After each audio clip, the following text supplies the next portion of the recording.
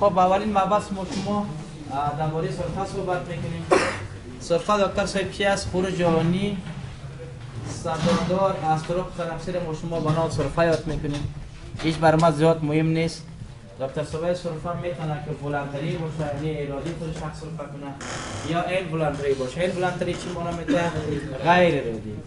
غیر ارادی به چی معنا است؟ غیر دکتر صاحب به این معنا است که ما شما در سیستم تنفسی یک تعداد رسپتورها داریم. این رسپتورها میتونه در انف باشه، در بالون باشه، در طرق تنفسی مثل تراخیا و شزن، یا در حنجره باشه، یا در پلورا باشه. در قسمت‌های مختلف ما شما اغذاهای سرفه داریم. یک تعداد عوامل میان این اغذاهای سرفه را تنبیه میکنن. این عواملش چی است؟ مثال مواد کیمیایی. یک نفر آتر در مقابل آتر اساسیت داره. آتر میتونه که چی کنه؟ اغذاهای سرفه را تنبیه کنه. التهابات مثال چی؟ یک نفر ریزش کرده، بلوندر است. یا درجه حرارت که چین میشه، مثال اینجا هوا گرم است، بیرون میری هوا سرد است. هوای سرد چی میکنه؟ ایره تنبیه میکنه. زمانی که دکتر صاحب رسپتورهای چی؟ کاف رسپتوری سلار ما شما با نام کاف چی یاد میکنیم؟ رسپتور. کاف رسپتور که تنبیه میشه، سیاله ها رو دکتر صاحب چی میکنه؟ میگیره به دماغ انتقال میده، دماغ تحلیل میشه، بر شخص چی پیدا میشه؟ سلفه. این سلفه رو باز ما شما باز ما چی یاد میکنیم؟ سلفه چی؟ این ولانتری یادش میکنیم که شما مد نظر دکتر صاحب عزیز داشته باشین. ما بر شما دوری کردم که اغذاهای سرفه میتونه در نواحی مختلف در طرق تنفسی موجود باشه که ما مغزش بر شما دکتر صاحب عزیز یادآوری کردم. بین ما شما یک مبحث خیلی مهم درباره صحبت میکنیم. شما همتون معلومات دارین که وقتی که یک رسپتور تنبیه میشه، تنبیه اغذاها میگیره سیاله از طریق عصب آفرین. از طریق چی دکتر صاحب؟ عصب آفرین. ایره به کجا انتقال میده؟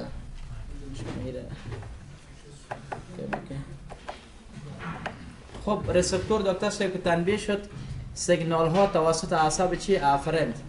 عصب آفرین چی است؟ اینمی عصب وابوس چی میشه؟ اینمی سیگنال ها توسط عصب وابوس با کدام قسمت انتقال میکنه؟ اول شما میفهمید به اسپاینال کورد انتقال میکنه. با کجا؟ چرا؟ اسپاینال کورد ساحه است که تمام اعصاب رسمی از طریق چی است؟ اسپاینال کورد است. خب این رسپتور که تنبیه شد، اعصاب آفرین مثل وابوس را میگیره، سیاله را به کجا انتقال میده؟ به اسپاینال کورد. از اسپاینال کورد به کجا دکتر صاحب میره؟ شما همتون معلومات دارین. ما شما در بخش دماغ، خصوصا در ساق دماغ، ما شما یعنی تحلیل اکثر سیاله ها در کجا صورت میگیره؟ کاف رسپتور که سیگنال ها را میگیره. ما در قسمت ساق دماغ یک ساحه داریم به نام میدولا یاد میشه. ما در سیستم سینه شما این ساختمان را میخونید. ساق دماغ یک ساختمان داره به نام میدولا. در میدولا چی کار میشه؟ اینجا ما شما مرکز چی داریم؟ ما شما مرکز تنفس در کجاست دکتر صاحب؟ مرکز تنفس فراموش شما نشه در میدولا است. مرکز تنفس در کجاست دکتر صاحب؟ مرکز تنفس فراموش شما نشه در میدولا است.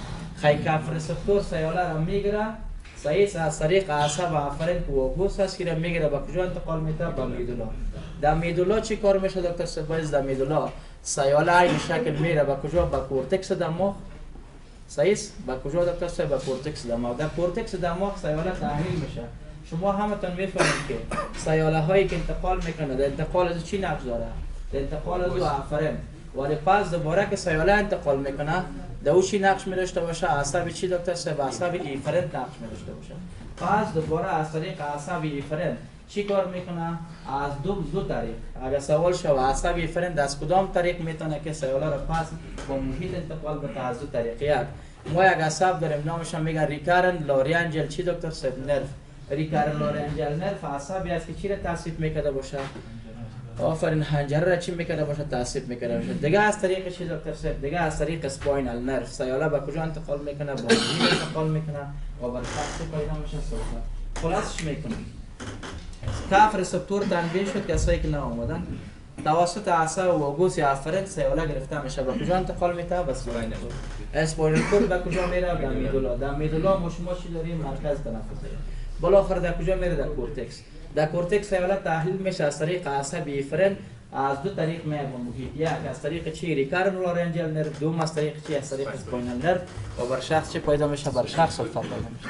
دیگه اگه پوش دکتر صاحب من زیاد کار ندارم که در هنگام سلفه میگه فشار داخل صدر بلند میره. در هنگام سلفه میگه شخص سلفه که میکنه واژش سیاه رنگ میشه، ساینوتیک میشه. در هنگام سلفه فشار داخل دماغ بلند میره، مختلف کسایی که سکته دماغی میکنه باشن اگر باشن سلفه پیدا شود یک دواهای ضد سلفه میتون شور سلفه های دامدار منجر به افزایش چی میشه؟ فشار داخل قلب میشه. دیگه سلفه چی ایجاد میکنه؟ سلفه های دامدار منجر به این میشه کاپیلری ها یا اوعیه در اطراف چشم پاره شود و پیتیشیا ها پیدا شود. اگر نفر سلفه ببینید که پلکایش حتی در این نواحی خونریزی رخ میکنه. این پیتیشیا های اطراف چی است؟ اطراف پلک است یا وجه چشم است که شما فراموش رو تصبایز نکنین. خب بی دیگه گپ شما کار ندارم، میکانیزم از یک چطور سلفه وجود میاد. گپ بسیار عادی است، اگه شما خواسته باشین بخونیش. ولی اینجا یک سوال خیلی ما سلفه را در از لحاظ دیوریشن کلاسیفیکیشن میکنیم. لطف کنید امتحان شرایط بی یادداشت داشته باشید. ما از لحاظ دیوریشن 3 نوع سلفه داریم. امتحان شرایط بی اکثرا از این بخش سوال میاد. و دیگه هیچ بر ما سوال نمیاد که چطور سلفه وجود میاد، ولی نفر شیء عمیق نگری پیگلوز باز میشه یا سوال نمیاد. ما از لحاظ دیوریشن 3 نوع سلفه داریم. یک سلفه اکیوت، دوم دکتر سلفه ساب اکیوت، سوم سلفه چی داریم؟ ما شما سلفه کرونیک داریم. کدام سلفه حاد است؟ دکتر صاحب بزرگوار هرگاه سلفه دوامش کمتر از 3 هفته شود، اینمی سلفه را ما شما با نام سلفه حاد یاد میکنیم. دوامش کمتر از چند هفته شود؟ کمتر از 3 هفته. عددهایش یاد بگیرید امتحان شرایطی. مهمترین عاملش اگر سوال شود کدام عامل است که سبب سلفه های حاد میشه یادداشت داشته باش. مهمترین عاملش دکتر صاحب وفات کی است؟ وایرس است. باکتریا هم میتونن، مواد اجنبی هم میتونن، مثال گرد و غبار خاک هم میتونن. ولی بیشترین اگر سوال شود بیشترین عامل سلفه های حاد چی است؟ شما چه انتخاب میکنید؟ آفات وایرال انتخاب میکنید. بعد از این شما این سلفه های ساباکیوت، سلفه های ساباکیوت یک نام دیگه هم داره، پست انفیکشوس کف. نام دیگه چی است دکتر صاحب؟ پست چی انفیکشوس چی کف. با چی معناست؟ یک تعداد اشخاص مثال سینه و بغل استفاده میکنه باشن گلوندردی را پرسانشان کنین میگه دکتر صاحب والا سینه و بغل گلوندردی میایم خوب شده ولی هنوز هم یگان سلفه میکنم. این سلفه های چی است؟ ساباکیوت است یا پست انفیکشوس است. این اکثرا فراموش شما نشد امتحان شرایطی بی که چه وقت دما پیدا میکنه؟ 3 تا 8 هفته. سلفه گفتم دوامش کمتر از 3 هفته بود. کدام سلفه؟ اکیوت. بین 3 تا 8 هفته اگه سوال شد سلفه های چی است؟ سلفه های ساباکیوت است که من نظر باشه. مثال برام بیار کسایی که پارتوز دارن، سیاسلفه دارن. یک مثال سلفه های ساباکیوت چی است دکتر صاحب؟ پارتوز است یا چی است؟ یا سیاسلفه است. دیگه سلفه های کرونیک است. کدام سلفه را ما سلفه کرونیک میگیم؟ دوامش یاد بگیرید. صحیح. مهمترین عاملش هم 3 عامل است من برات یادآوری میکنم. هرگاه دکتر صاحب سلفه که از 8 هفته یعنی از 2 ماه بالاتر شود این سلفه ها را ما سلفه های چی میگیم میکنیم؟ کرونیک. این سوالا که خیلی مهم است. کدام سلفه کرونیک است؟ بیشتر از 8 هفته. 8 هفته چه تقریبا 2 ماه. بیشتر از 2 ماه اکثر سلفه داشته باشه سلفه کرونیک است. 3 عامل میتونه که سلفه های مزمن وجود بیاره. البته عامل معمولش است. یک دکتر صاحب کسایی که چی دارن؟ رفلکس معده دارن. رفلکس معده رو چی میگن؟ جرد میگن. یک. دوم کسایی که دچار مرض تنفسی به نام آسما هستن. آسما. صحیح است؟ آسما. سوم کسایی که مشکلات عند دارن، همیشه بندش بینی دارن، افرازات بینی همیشه داخل کجا میشه؟ دروغ تنفسی. اینا ما شما باز با نام چی یاد میکنیم؟ پست نزل چی دکتر صاحب؟ پست نزل درپ یادش میکنیم. پست نزل درپ یا پست نزل دیسچارج. خلاصش میکنیم سلفه های کمتر از 3 هفته اکیوت است. بین 3 تا 8 هفته ساباکیوت است. از 8 هفته و بالا 3 عامل سلفه های کرونیک در امتحان شرایطی مهم است. آفات معده، مریضی آسما و پست نزل دیسچارج شما مد نظر داشته باشین. نگفتین اساس خیلی توبرکلوز چطور؟ سرطان های ریه چطور؟ بله سرطان های ریه هم سلفه های مزمن میتن. ولی سرطان های ریه مریض روز به روز وزن کم میکنه، اشتهاش خراب میشه. توبرکلوز چطور؟ توبرکلوز عین شکل سلفه های مزمن داره. شخص اشتهاش کم میشه، از طرف شب عرق میداشته باشه. دیگه دکتر صاحب ما یک مرض داریم به نام برانشیکتاز. برانشیکتاز مرض است تصوات توسط میکنه. دایی هم مریض بیش از حد سلفه داره و سلفه هایش بیش از حد بلغم میشه. این امراض دیگه که هم ما برای شما هم گرفتم، این امراض هم میتونه که سبب چی شه؟ سلفه های مزمن. ولی من امتحان شرایطی بی کدامش یاد میگیرم؟ این 3 مرضی که معمول است که شما مد نظر دکتر صاحب عزیز داشته باشه. سی او پی دی را شما شنیدین نمیشه؟ سی او پی دی شامل دو مرض باز براتون درس میدم، امفایزیما و کرونیک برانشیت. مرض COPD است باز براتون تدریس میکنیم. دیگه هم به مریض فایده بشه سلفه های مزمن. ولی را دکتر صاحب ما کار ندارم بخاطر که دیگه امتحان شروطی برای ما سوال ساز نیست. سلفه دکتر صاحب میتونه خشک باشه، سلفه میتونه که محتویش بلغم داشته باشه، پروداکتیو باشه، مواد اگزودات داشته باشه. یعنی اگر ما شما از لحاظ سلفه را ما شما کلاسیفیکیشن کنیم یا سلفی است که خشک است، محتویاتش چیزی نیست، یا اینکه سلفه چرک می داشته باشه، بلغم می داشته باشه، این ما باز به نام چی یاد میکنیم؟ به نام پروداکتیو کیفیت میکنیم. این دیگه دکتر صاحب ما کار ندارم که بعضی از سلفه ها شارت است، مثلا یک نفر ریزش کرده یک عدسه میکنه، ولی بعضی از سلفه ها طولانی است. مثال یک نفر دکتر صاحب چی داره؟ پرتوز سیاه‌سرفه داره. دیدی تفلکایی که سیاه‌سرفه دارن سلفه میکنن دیگوالشون از سلفه میکنه کبود میگردن، عدد استفراغ پیدا میکنن. این سلفه ها دکتر صاحب سلفه های چی است؟ پاروکسیزمال است. سلفه های پاروکسیزمال سلفه های چی است؟ طولانی است. مثالش خیلی برمی‌بریم.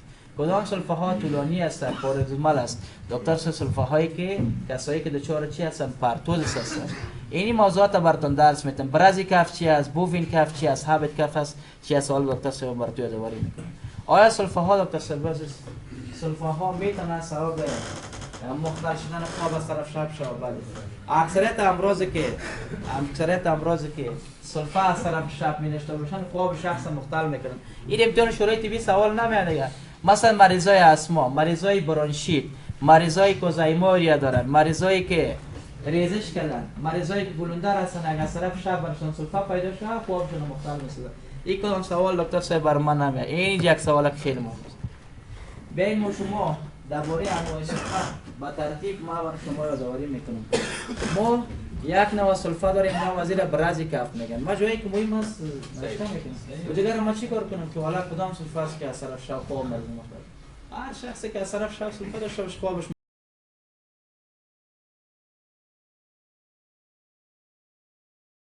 یا سلفی مثل آهن و است میتالیک کف هم میگنش. نام دیگه دکتر صاحب چی است؟ میتالیک کف. چه قسم سلفه است؟ یک سلفی سخت است. خیال میکنی که همین گلون ما بخیل سلفه پاره میشه. ببینید کدام امراض است که برازی کف میته یادداشت که دکتر صاحب اگر ما شما حنجره منظر بگیریم چی دکتر صاحب؟ حنجره. بعضی اوقات این حنجره التهابی میشه. التهاب حنجره را ما شما برام چی یاد میکنیم؟ التهاب حنجره لارنجایتس. ده باش نگاه به گلون درد میشه، صدای ما شما خم میشه. چرا صدا خم میشه؟ بخاطر که حنجره التهابی میشه. تا که حنجره التهابی نشه صدا خم نمیشه. اگه سوال شد در کدام مرض است که برازی کف یا سلفی آهنی یا میتالیک کف وجود میاد؟ دکتر صاحب لارنجایتس. دوم دکتر صاحب عزیز بعضی اوقات اینی خو فوکال کورد است، این حنجره است، این فوکال کورد است. بعضی اوقات یک تومور رشد میکنه. در کجا؟ در فوکال کورد. یک تومور است که بالای چی فشار میاره؟ بالای فوکال کورد.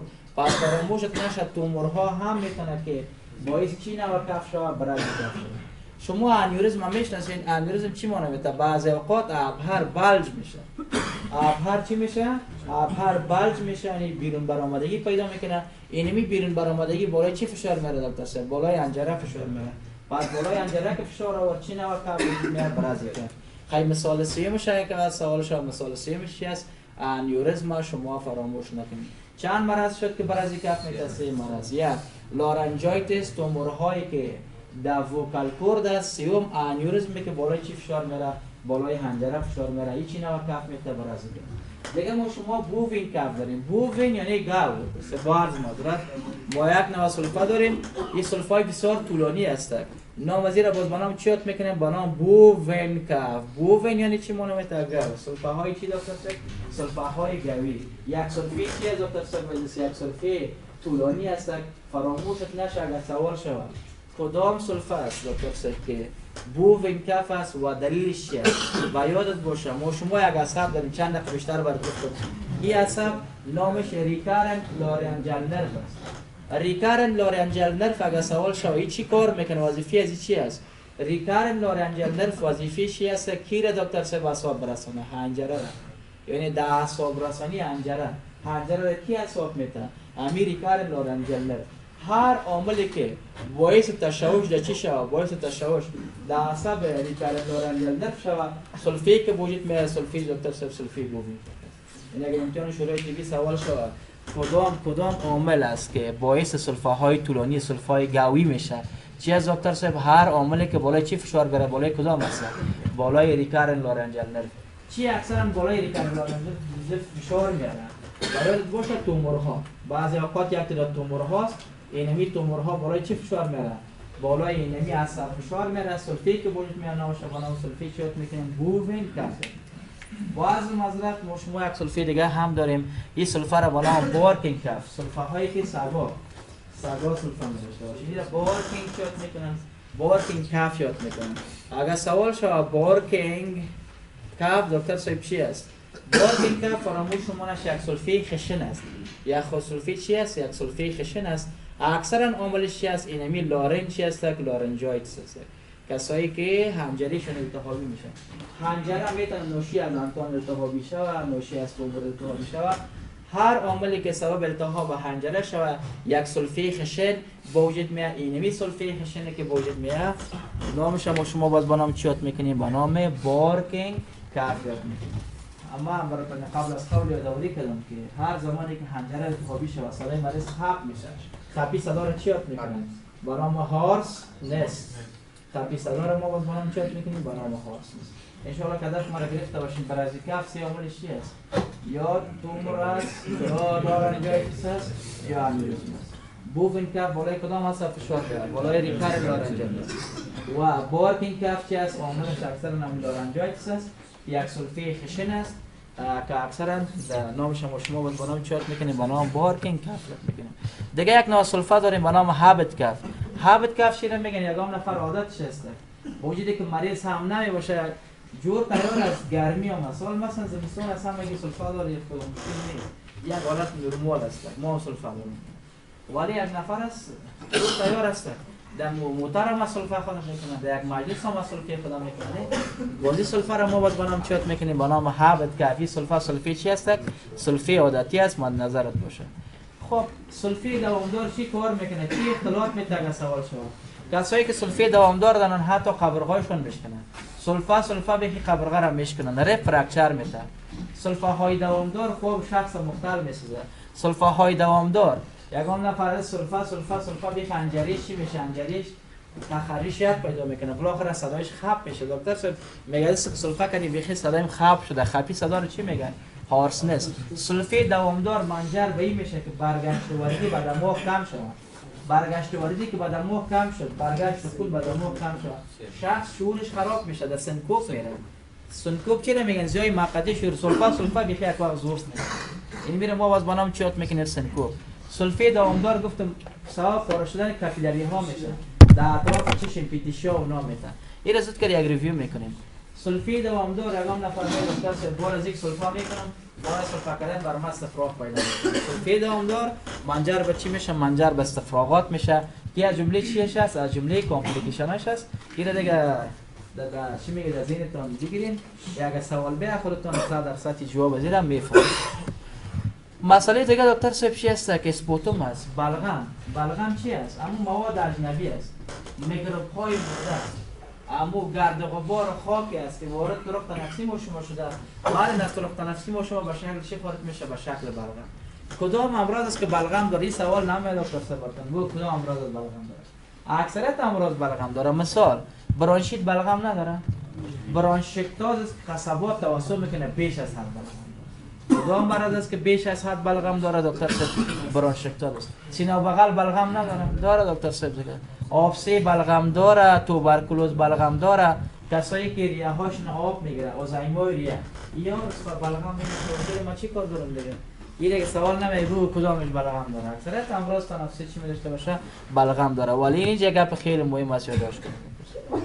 ما انواع بلغم را دوباره تشریح کنیم. ما چند نوع بلغم داریم.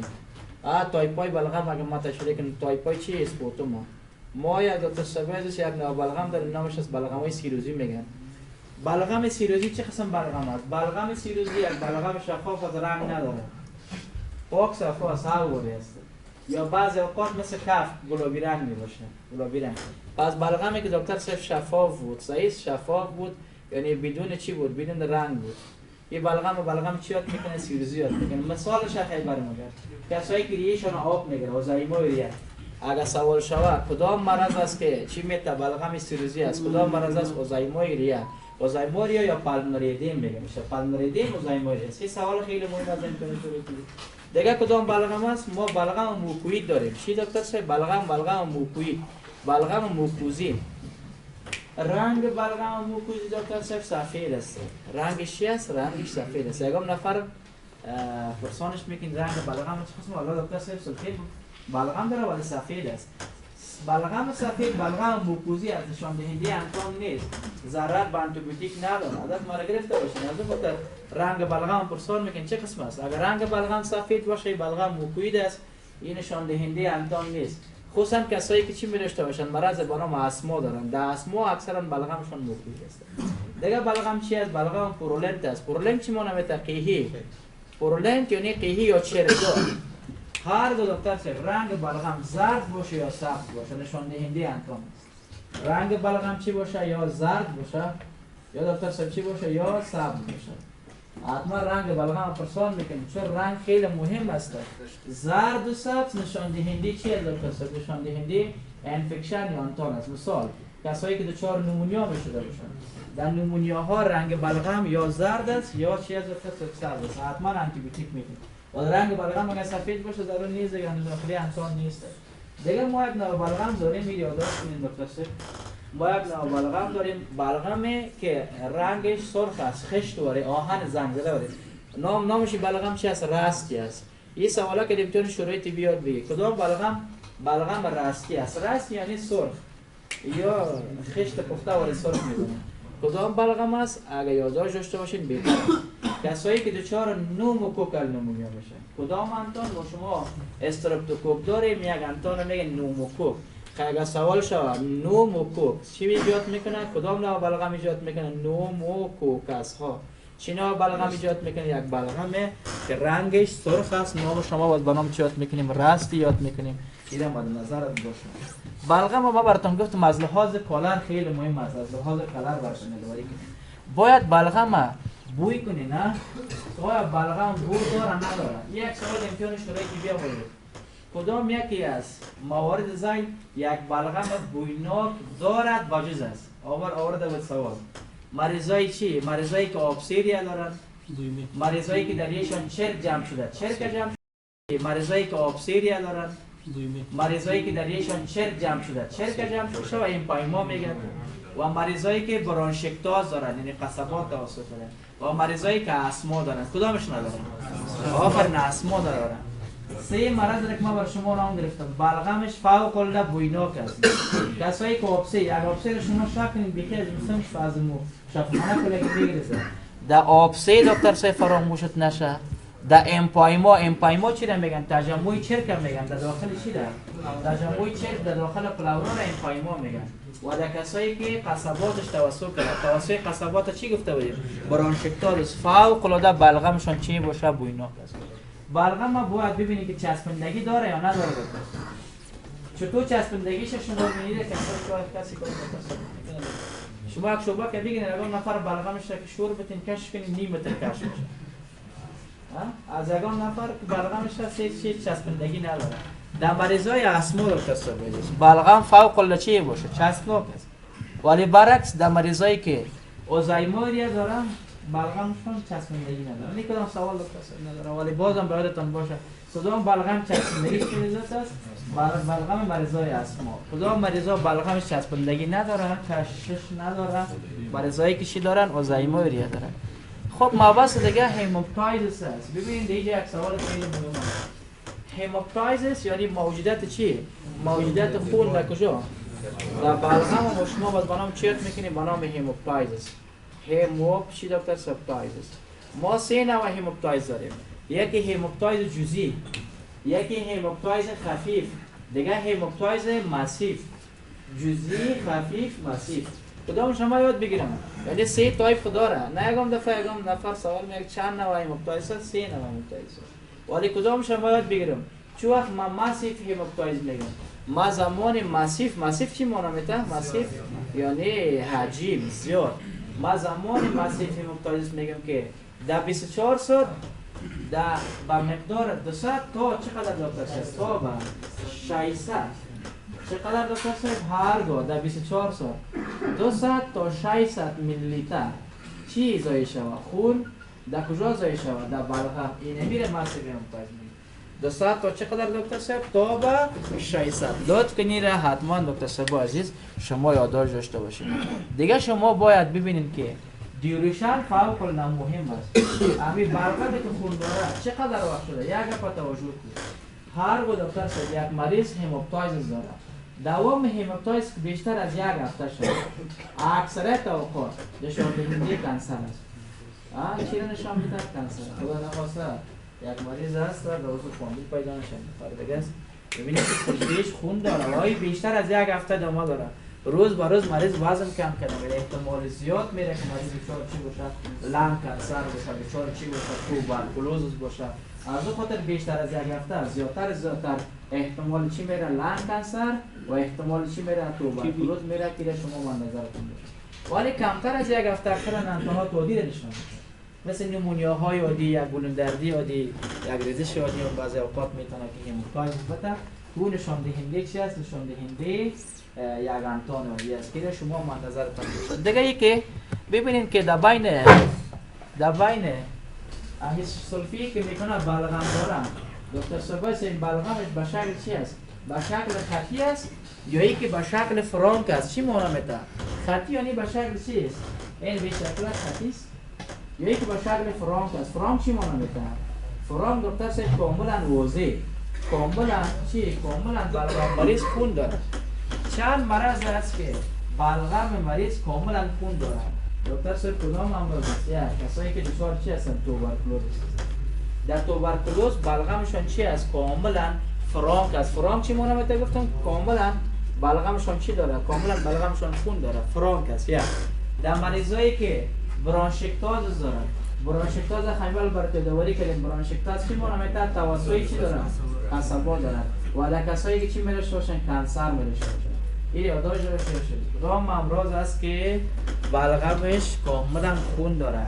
کدام امراض شد؟ دکتر صاحب توبرکلوز شد، فرانک داره. کدام مرض شد؟ برانشکتاز شد. کدام مرض شد دکتر صاحب عزیز؟ کانسر شد، لنگ کانسر. گیره شما حتما امتحان شورای طبی دکتر صاحب عزیز این یادداشت داشته باشین. این اصطلاح رو ما باز برام چیات میکنیم به نام فرانک هموپتایزس. گیرم مد نظر دکتر صاحب باشه. ما گپای بسیار عمده دیشه برات یادآوری میکنم. ولی اسباب از اینکه یک شخص دچار هموپتایزس است خیلی زیاد است. تو نیست که ما براتون میگیم این سه مرض که ما براتون نام گرفتم، این سه مرض سلفیش خون داره.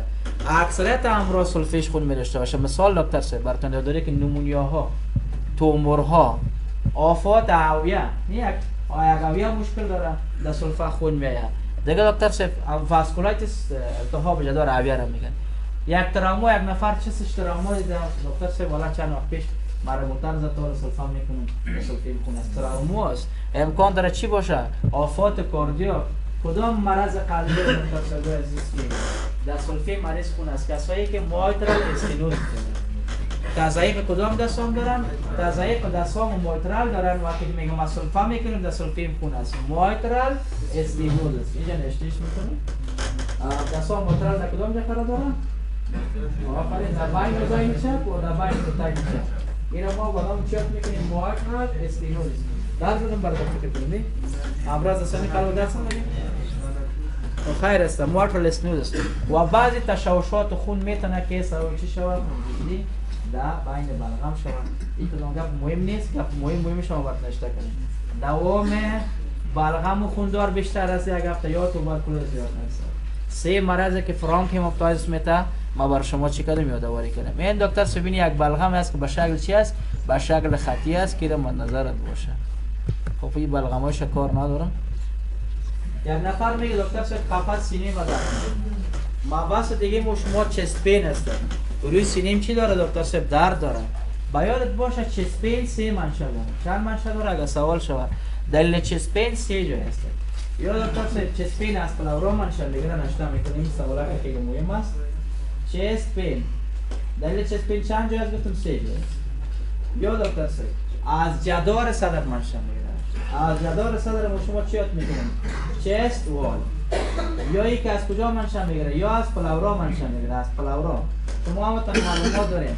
پلاورا دو بخش داره. یکی پلاورای جدوری داریم، یکی پلاورایی که بوریه چسبیده. اینا میگن پلاورای حشوی.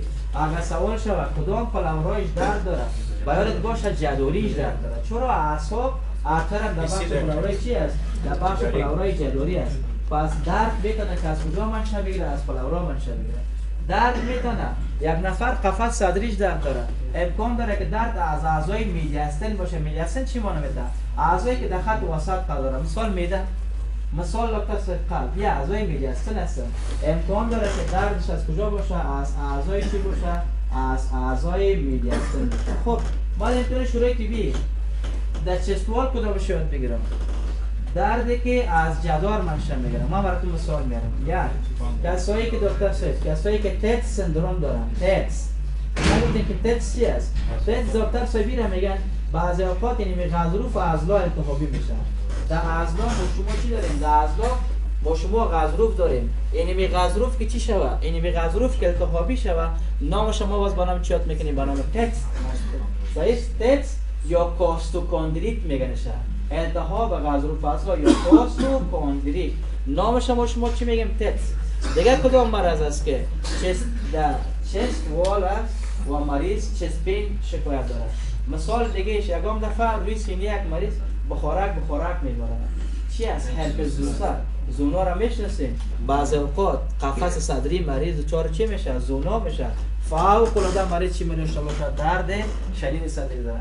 خیلی چست وال دو سوال خیلی مهم است. یک تکس، دوم چرا منظور داشته باشه؟ زوناها یا هرپس زوستر در قفس صدری یادداشت داشته باشه. دیگه ما شما مییم سر چی؟ سر مبحث چی؟ پلاورا. ما براتون یادآوری کردم کدام پلاورا دکتر صاحب درد داره؟ پلاورای چی؟ پلاورای جدوری. خب این پلاورا چطور دردش است؟ یک درد فوق العاده شدید است، سیویر است، به شکل شارپ چی معنی میده؟ تیز برنده است دردش. اما صحیح دکتر صاحب یک گپ متوجه باشین. چطور بفهمی که این موسم زمستان وفاتش خیلی زیاد است؟ چطور بفهمی که این پلاورا التهابی شده دکتر صاحب؟ مریض برات میگه دکتر صاحب میگم ما از این درد سلفا کده نمیتونه، کمی سلفا کنی میجی مرا درد میگیره، کمی نفس بکشیم می ساحه را درد میگیره. دردش اکثرا لوکالایز است. هر ساحه که التهاب است اونمو ساحه درد میگیره. خیلی چطور فهم که درد پلاورا است؟ اکثرا درد پلاورا با چی؟ با سلفا کدن و با رسپیریشن یا با تنفس دردشون چی میشه؟ دردشون زیاد میشه. یعنی درد درد چی است؟ ناشی از پلاورا است. ما پلاورا یا التهاب پلاورا را در بخش سیستم تنفسی یک عنوان خاص است. ما براتون چی میکنیم؟ در مون باباش براتون درس میکنیم. ولی گپ خیلی مهمه که یادداشت میشه به چی از دکتر صاحب؟ این سلفا ها با چی؟ این درد ها با سلفا کردن و با نفس کشیدن چی میشه؟ زیاد میشه. اکثرا دردش چی میشه دکتر صاحب؟ اکثرا دردش در مساحه که التهاب است دورمو ساحه مریض چی می داشته باشه؟ لوکالایز است و اون ساحه دکتر صاحب درد می داشته باشه. خب پس این درد منشیش ناشی از چی است؟ ناشی از پلاورا است. خب مبحث دیگه دکتر صاحب عزیز ببخشید این مبحث دیگه درد میتونه از اعضای میدیاستن باشه. اعضای میدیاستن در وسط چی قرار داره؟ تراخیا قرار نداره، در وسط میری قرار نداره، در وسط معده قرار نداره، در وسط قلب قرار نداره. این اعضای چی هستن؟ اعضای میدیاستن هستن که درد میتونه منشی درد از کجا باشه؟ از اعضای میدیاستن. مثال یک نفر مشکل میری داره، یک مریض تراخیک داره، تراخیش دچار التهاب میشه باشه، دردایی که احساس میکنه این دردها ناشی از چی است؟ از اعضای میدیاستن. مبحث دیگه دیسنیا یا نفس تنگی. نفس تنگی چی است؟ اصل مبحث نفس تنگی را روز بعد براتون در بخش قلبی درس میکنم. ولی کتابتون اینجا هم پیش از پیش یادآوری شده. نفس تنگی چی است؟ میگه یک آگاهی بی مورد و نارام کننده از چی از دکتر صاحب؟ از فعل تنفس است. چی معنی میکنه؟ مثلا ما در راه میگردم با صورت ناخودآگاه برای ما چی پیدا میشه؟ یک نوع خستگی، یک نوع نفس تنگی پیدا میشه. اینمی ناخودآگاه که برای ما پیدا میشه، برای ما چی است؟ اینمی نفس تنگی خسته کن است. اینمی نفس تنگی که با صورت ناخودآگاه ایجاد میشه و مرا نارام میسازه. این ما باز برنامه چی یاد میکنیم؟ برنامه دسنیا. از این کدام سوال نمیاد دکتر صاحب، ولی زودتر دیگه گپاش یادآوری میکنیم. شما پرسان کنین دکتر صاحب چقدر وقت شده که نفس تنگی دارید؟ کدام فاکتور است که نفس تنگی تو زیاد میشه؟ دکتر صاحب راه بگردم نفس تنگ میشه. ولی وقتی بشینم آرام میشم گشتن خیلی فاکتور تجدید کننده است. استراحت فاکتور چی است؟ آرام کننده است. ببینید یک گپ دیگه، نفس تنگی که در حالت استراحت باشه او را ارتوپنی میگن. اینو براتون یاد باز روز بعد درس میدم مثلا موضوع شد. نفس تنگی که در کدام زمان باشه؟ در زمان استراحت باشه. او را ما باز با نام چی یاد میکنیم؟ کسایی که بلد نیستن یادداشت داشته باشن نامش ما باز با نام چی یاد میکنیم؟ با نام ارتوپنی یاد میکنیم. دکتر صاحب بزرگوار، اکثرا مریضای استما از طرف شب نفس یک یادداشت کن. دوم مریضایی که دچار COPD هستن از تایم صبح نفس تنگ هستن. چرا مریضای از COPD از تایم صبح نفس تنگ هستن؟ به خاطر که از طرف شب بلغم تولید میشه این بیچاره که صبحی میخیزه کل صدر کل ریزی پر از بلغم از بسیار باید نفس تنگی شدید از خواب بیدار میشه. بازی که بازی سلفا میکنه بلغم خارج میشه نفس تنگیش خوب میشه. هدف مرا گرفته باشیم. از طرف شب زیاد بلغم تولید میشه این بلغم خارج نمیشه. در تایم صبح برش نفس تنگی میشه. چرا؟ دلیلش بیش از حد بلغم جمع شده. اینال وقتی که سلفا میکنه بلغم خارج میشه نفس تنگیش خوب میشه. خیلی خلاصش کنیم مریضای استما از طرف شب اکثر نفس تنگ هستن و مریضای COPD اکثر از تایم چی دکتر صاحب؟ از تایم صبح که شما مد نظرتان باشه. این کدام سوال خاص دکتر صاحب نداره. جدول ها امتحان شرکتی اگر بخواد نشه یک بیبی داشته باشین بهتر است. کدام امراض است که در دقایق نفس تنگ میسازه مریض؟ اینو یاد بگیریم دیگه. اگر پای اجل اگه یاد گرفتیم خب در جدولتون کتاب اگه یادم نگرفتیم کدام گپ خیلی مهم نیست. ولی لطف کنین کدام امراض که در دقایق مریض نفس تنگ میسازه و سر مرگ مریض میشه چی است؟ یک دکتر کسایی که در شریان رویشان لختی خون بند نامش امبولیریا میگن. اگه شما آن تشخیص نکنید سبب مرگ یک امبولیریا. دوم نوموتورکس. سوم چی از دکتر صاحب؟ سوم فراموشتان نشه کسایی که در موسم کرونا دفتن عدم کفایی قلبی میبودن. چرا مریضایی که در کرونا بود دفتن فوت کردن؟ اکثرا چون عدم کفایی حاد قلب بودن. قلب آنم فیل میشد و مریض چی میشد؟ و مریض فوت میکرد. دیگه چی است؟ استما دیده باشین نه؟ بعد مریض از دفتن دچار چی میشه؟ اگر حساسیت میشه در دقایق اول و مریض چی پیدا میشه؟ نفس تنگی پیدا میشه. یا اینکه فکر شما نیاشه میان قلم یگان نفر قلم از دانش میشه در اشتباه میگن یک وقت خودش نمیشه قلم خورد در طرف نفسش بد کنه. پس فوریان بودی هم میتونه که سبب چی شود؟ در دقایق سبب نفس تنگی شخص. دیگه شما کار ندارم بگین کدام امراض است که در ساعت‌ها و روزا نفس تنگ میسازه من؟ نومونیا و استما و COPD و دیگه مثلا در ماه‌ها و هفته‌ها را که در بر میگیره انیمیا و ایفوژن یا شما کار ندارم. یک تعداد امراض است که در ماه‌ها و سال‌ها که مرض پیشرفت می‌کنن مریض نفس تنگ می‌سازه. مثال COPD، مثال توبرکولوز، کسایی که ریشون فیبروتیک شدن. این امراض نیست که دکتر صاحب برای ما امتحان شرکتی سوال بیاد. ولی گپ خیلی مهمه که ما براتون یادآوری کردم. امراضی که در دقایق سبب نفس تنگی میشه اینمی امراض حتما یار شما یادداشت داشته باشید. دیگه از این خب ما عقل خدا دادم که براتون بگم میفهمید کدامش سبب نفس تنگی ها در مدت‌های چی میشه؟ در مدت‌های طولانی میشه.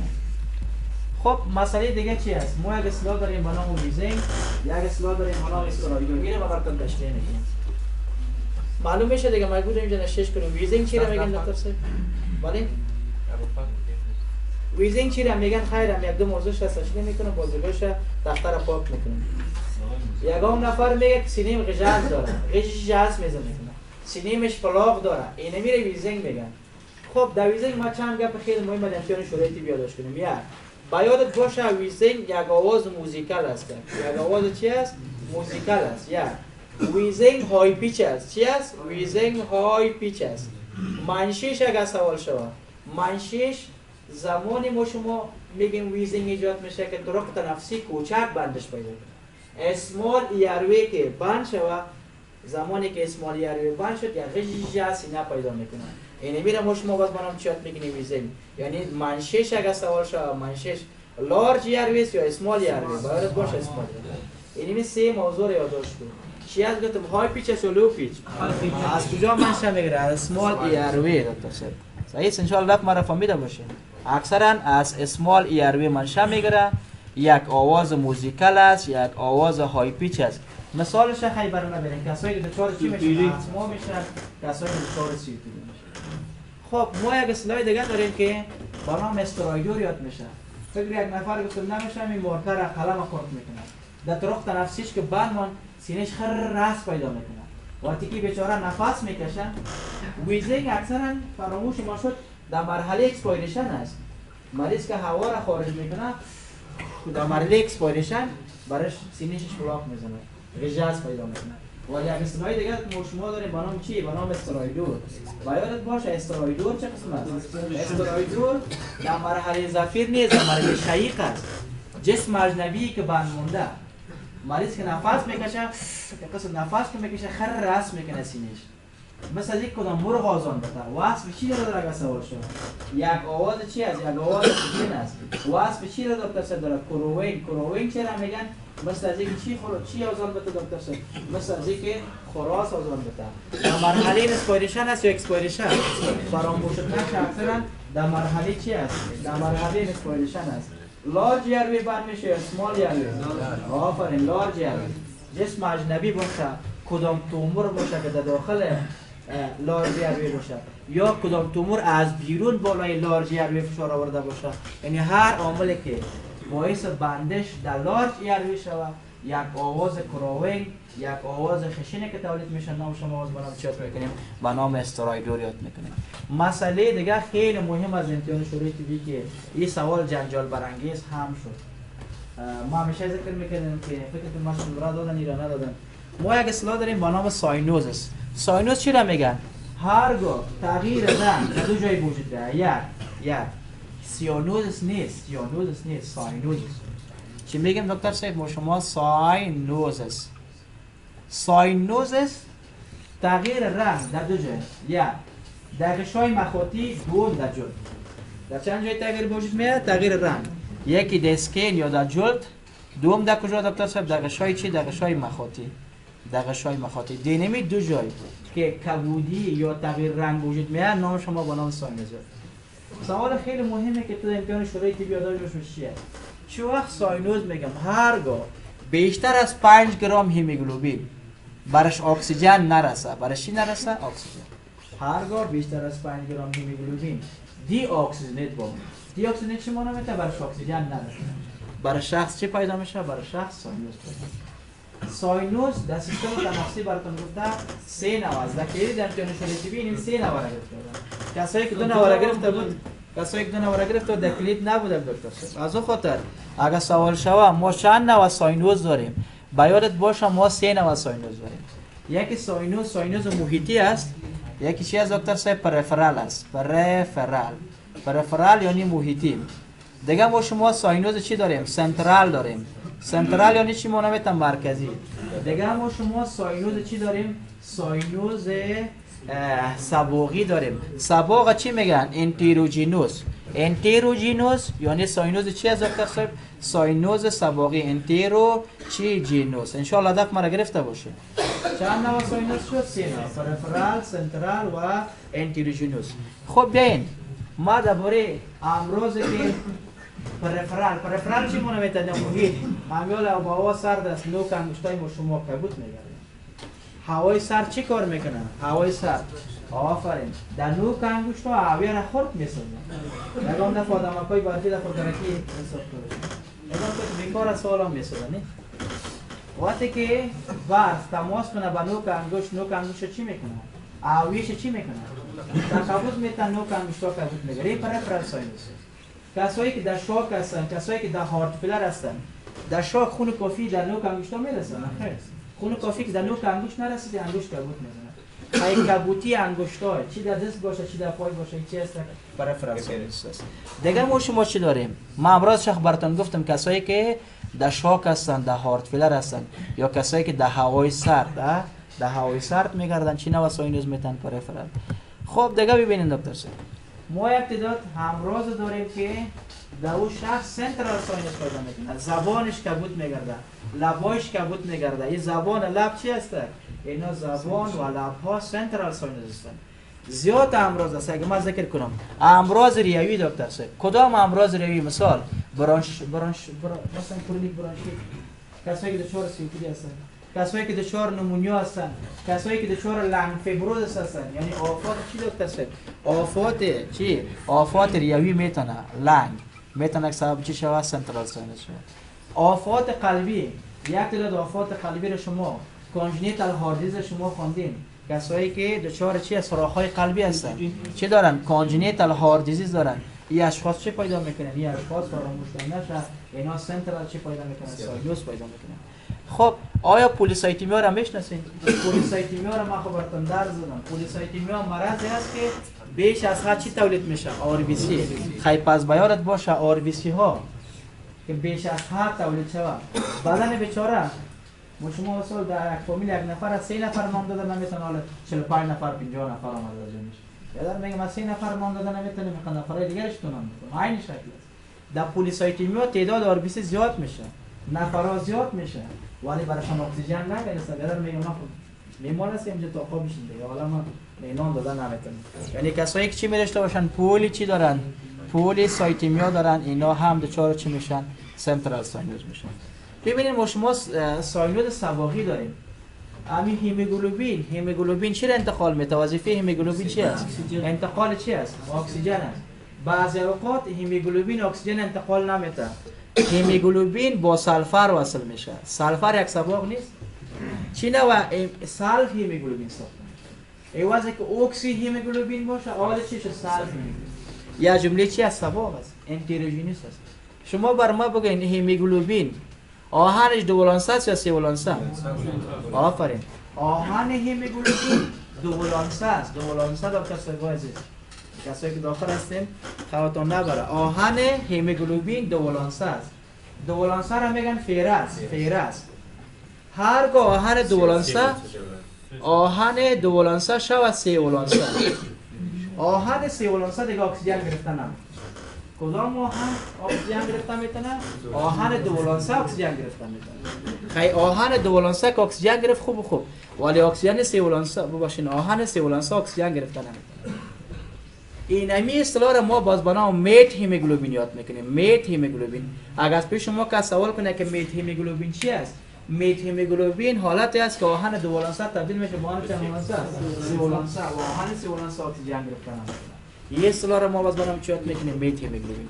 خیلی چند دانه دو مثال اگر سوال شد، دو مثال انتروژینوس کدام است؟ دو مثال انتروژینوس، یکی سلف هیموگلوبین است، دیگه دکتر شب چی است؟ میت هیموگلوبین است که شما حتما نمیتونه شرایطی مد نظرتان باشه.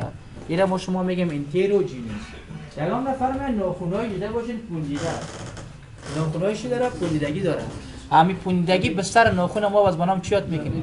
به نام کلابینگ یاد میکنیم. در کلابینگ فراموشت نشه زاویه ناخون از بین میره. میبینید اینجا شما کلابینگ، اینی کلابینگ هسته. این ناخون زاویه داره، ولی وقتی که زیر ناخون بستر ناخون کرشت میکنه، بستر ناخون کرشت کرد ناخون بیرون. اینی زاویه را که شما میبینید این زاویه چی میشه دکتر صاحب؟ از بین. اینی از بین رفتن زاویه ناخون نامش ما شما که ناخون ها پوندگی پیدا میکنه بستر ناخون، نامش با شما چی یاد میکنیم؟ کلابینگ. ببینید دکتر صاحب انساج رخوخ زیاد شده، بستر ناخون چی کرد؟ گفتم رشد کرد. کلابینگ چند مرحله داره. اول زاویه در کلابینگ چی میشه؟ از بین میره. دوم شما اگر دستانه بگیرید ما کلابینگ تقسیم نمیکنیم. مریض چی میگه؟ میبره تو بیادرم دست لبتی برم دست خدا میتن، ما با دو انگشت ناخونش هم میگیریم به این شکل میگیریم. با این شکل چی بتیم؟ فشار میریم. میبینیم که یک موج داره. چرا موج داره دکتر صاحب؟ به خاطر موج داره که انساج رخوی ناخون زیاد شده، یک تموج پیدا میشه. کسایی کلابینگ دارن چی پیدا میشه دکتر صاحب؟ تموج. شما بر ما بگین دکتر صاحب انحنای ناخون زیاد میشه، انحنای ناخون کم میشه؟ انحنای ناخون دکتر صاحب زیاد میشه، زاویه چی میشه دکتر صاحب؟ از بین میره. این مراحل که ما بر شما گفتم این مراحل چی است؟ مراحل کلابینگ است. در کتاب یادآوری که یک فرضیه است میگه چرا کلابینگ وجود میاد؟ میگه اناستوموز چی است؟ اگه سوال شد میگه دکتر صاحب براتون یادآوری کرده یک تعداد کانال های اناستوموتیک چی میشن؟ باز میشن. قبلا این کانال ها بسته هستن، در ناخونای قبلا بسته است، ولی یک تعداد امراض است که نمی کانالا را باز میکنه. کانالا که باز شد بستر ناخون چی میکنه؟ رشد میکنه. بستر ناخون که بیش از رشد کرد، نام شما باز به نام چی یاد میکنی؟ به نام کلابینگ یاد میکنی. این چی از دکتر صاحب کلابینگ است. شما بر ما بگین کدام امراض از کلابینگ میته؟ کدام آفات ریه است؟ یادداشت کنین. کدام آفات ریه است که کلابینگ داره و کدام آفات ریه است کلابینگ نداره؟ یگانه مرضی که کلابینگ نداره COPD است. این سوال امتحان شورای طبی آمده بود. کدام مرض است که کلابینگ نداره؟ یگانه مرضی که کلابینگ نداره COPD. یادداشت داشته باشین کدام امراض ریه است که کلابینگ داره؟ کسایی که دکتر لنگ کانسر، کسایی که دارن کانسر، کسایی که برونشکتاز دارن مثل که دیگه بچه‌ها، کسایی که چی دارن؟ لنگ کانسر، کسایی که برونشکتاز دارن، کسایی که در یهشون آبسی است، آبسی ریه داره. این اشخاص چی پیدا میکنن؟ کلابینگ. چند مرض گفتم؟ 3 مرض، 4 مرض، 5 6 مرض زیاد است امراض. ولی چند مرضی که ما براتون شما نگفتم؟ کانسر، توسط قصبات یا برونشکتاز است و آبسیریا، امپایمویریا، فراموش کن نشه کلابینگ. کدام امراض قلبی است که کلابینگ دارن؟ کسایی که کانژنیتال هارت دیزیز دارن، کسایی که سوراخ‌های قلبی دارن، یادتون باشه اینا چی پیدا میکنن؟ کلابینگ پیدا میکنن. کدام آفات جهاز هضمی که کلابینگ داره؟ یادداشت داشته. کسایی که سیروز کبد دارن، سیروز کبد یعنی تخریب مکمل کبد میگن. کبد که تخریب شه و مریض چی پیدا میشه؟ کلابینگ. و کسایی که مرض به نام IBD دارن، IBD رو میشناسید؟ امراض چی؟ التهابی اعمال دارن. دو مرض جهاز هضمی که خیلی مهم است، سبب کلابینگ میشه. کدامش یادداشت داشته باشین؟ کدام دکتر صاحب؟ یک امراض التهابی اما دوم چی یادداشت داشته باشین؟ دوم دکتر صاحب کرمو سیروز کبد یادداشت داشته باشین. کسایی که فرط فعالیت غدی درقه دارن، اینا هم باید باشه که دچار چی میشن؟ دچار کلابینگ میشن. و بعضی اوقات فامیلیال است، یک نفر هیچ مرض نداره، ناخوناش پولیده است، اینا گیر کرد نگین که والا سازی این چه امراض گفته بود بیا مازجان از این امراض پیدا کنیم. مو بدر می پدر ما قسم است، مادر ما قسم است، یا همشیره قسم است. این بچی مون است که فامیلیال است، نشان دهنده کدام چی است، کدام پاتولوژی نیست. اینی که پاش دیگه آناتومی میخوانید. اینی خط هم میگن مید استرنال، اینی خط هم میگن دکتر مید کلاویکولار، اینا میگن اکسیلا انتریور اکسیلاری، انتریور اکسیلاری. اینی خط چی میگن؟ مید چی دکتر صاحب؟ مید اکسیلاری. دیگه چی میگن؟ پوستریور اکسیلاری. این خطا رو حتما یادداشت داشته باشین. نه از یک مبحث تشکر. صحیح است؟ البته از بخش چی میگن شکایات تشکر. اینی شکایات بود که ما برای شما گفتم. اینا رو شما میاد سر فیزیکال اگزامینیشن. فیزیکال اگزامینیشن کلش کارهای عملی است، فقط جایی که خیلی سوال ساز است. ما براتون این مبحثا را گرچه من کلش جایی که مهم نیستم یک ریویو میکنم براتون مطابق کتاب، ولی جایی که مهم است نشته میکنم براتون. این گپا را حتما یادداشت کنید. هم آدم لایک کنید که سوالای کدام سوالا مهم است، این سوالا مهم است. این شما یک یادداشت بگیرید که ما را پاک میکنم.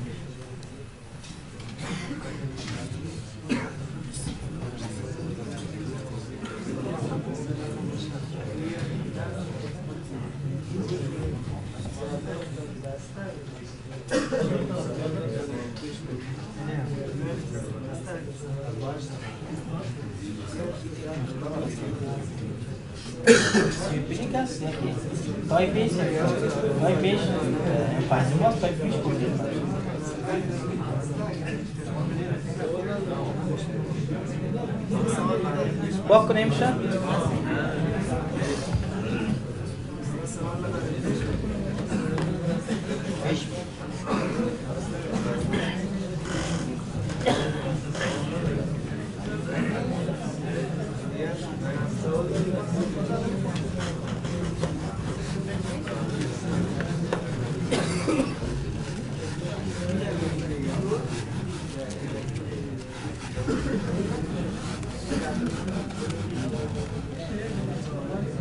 خب مبحث بعدی ما شما مبحث فیزیکال اگزامینیشن است.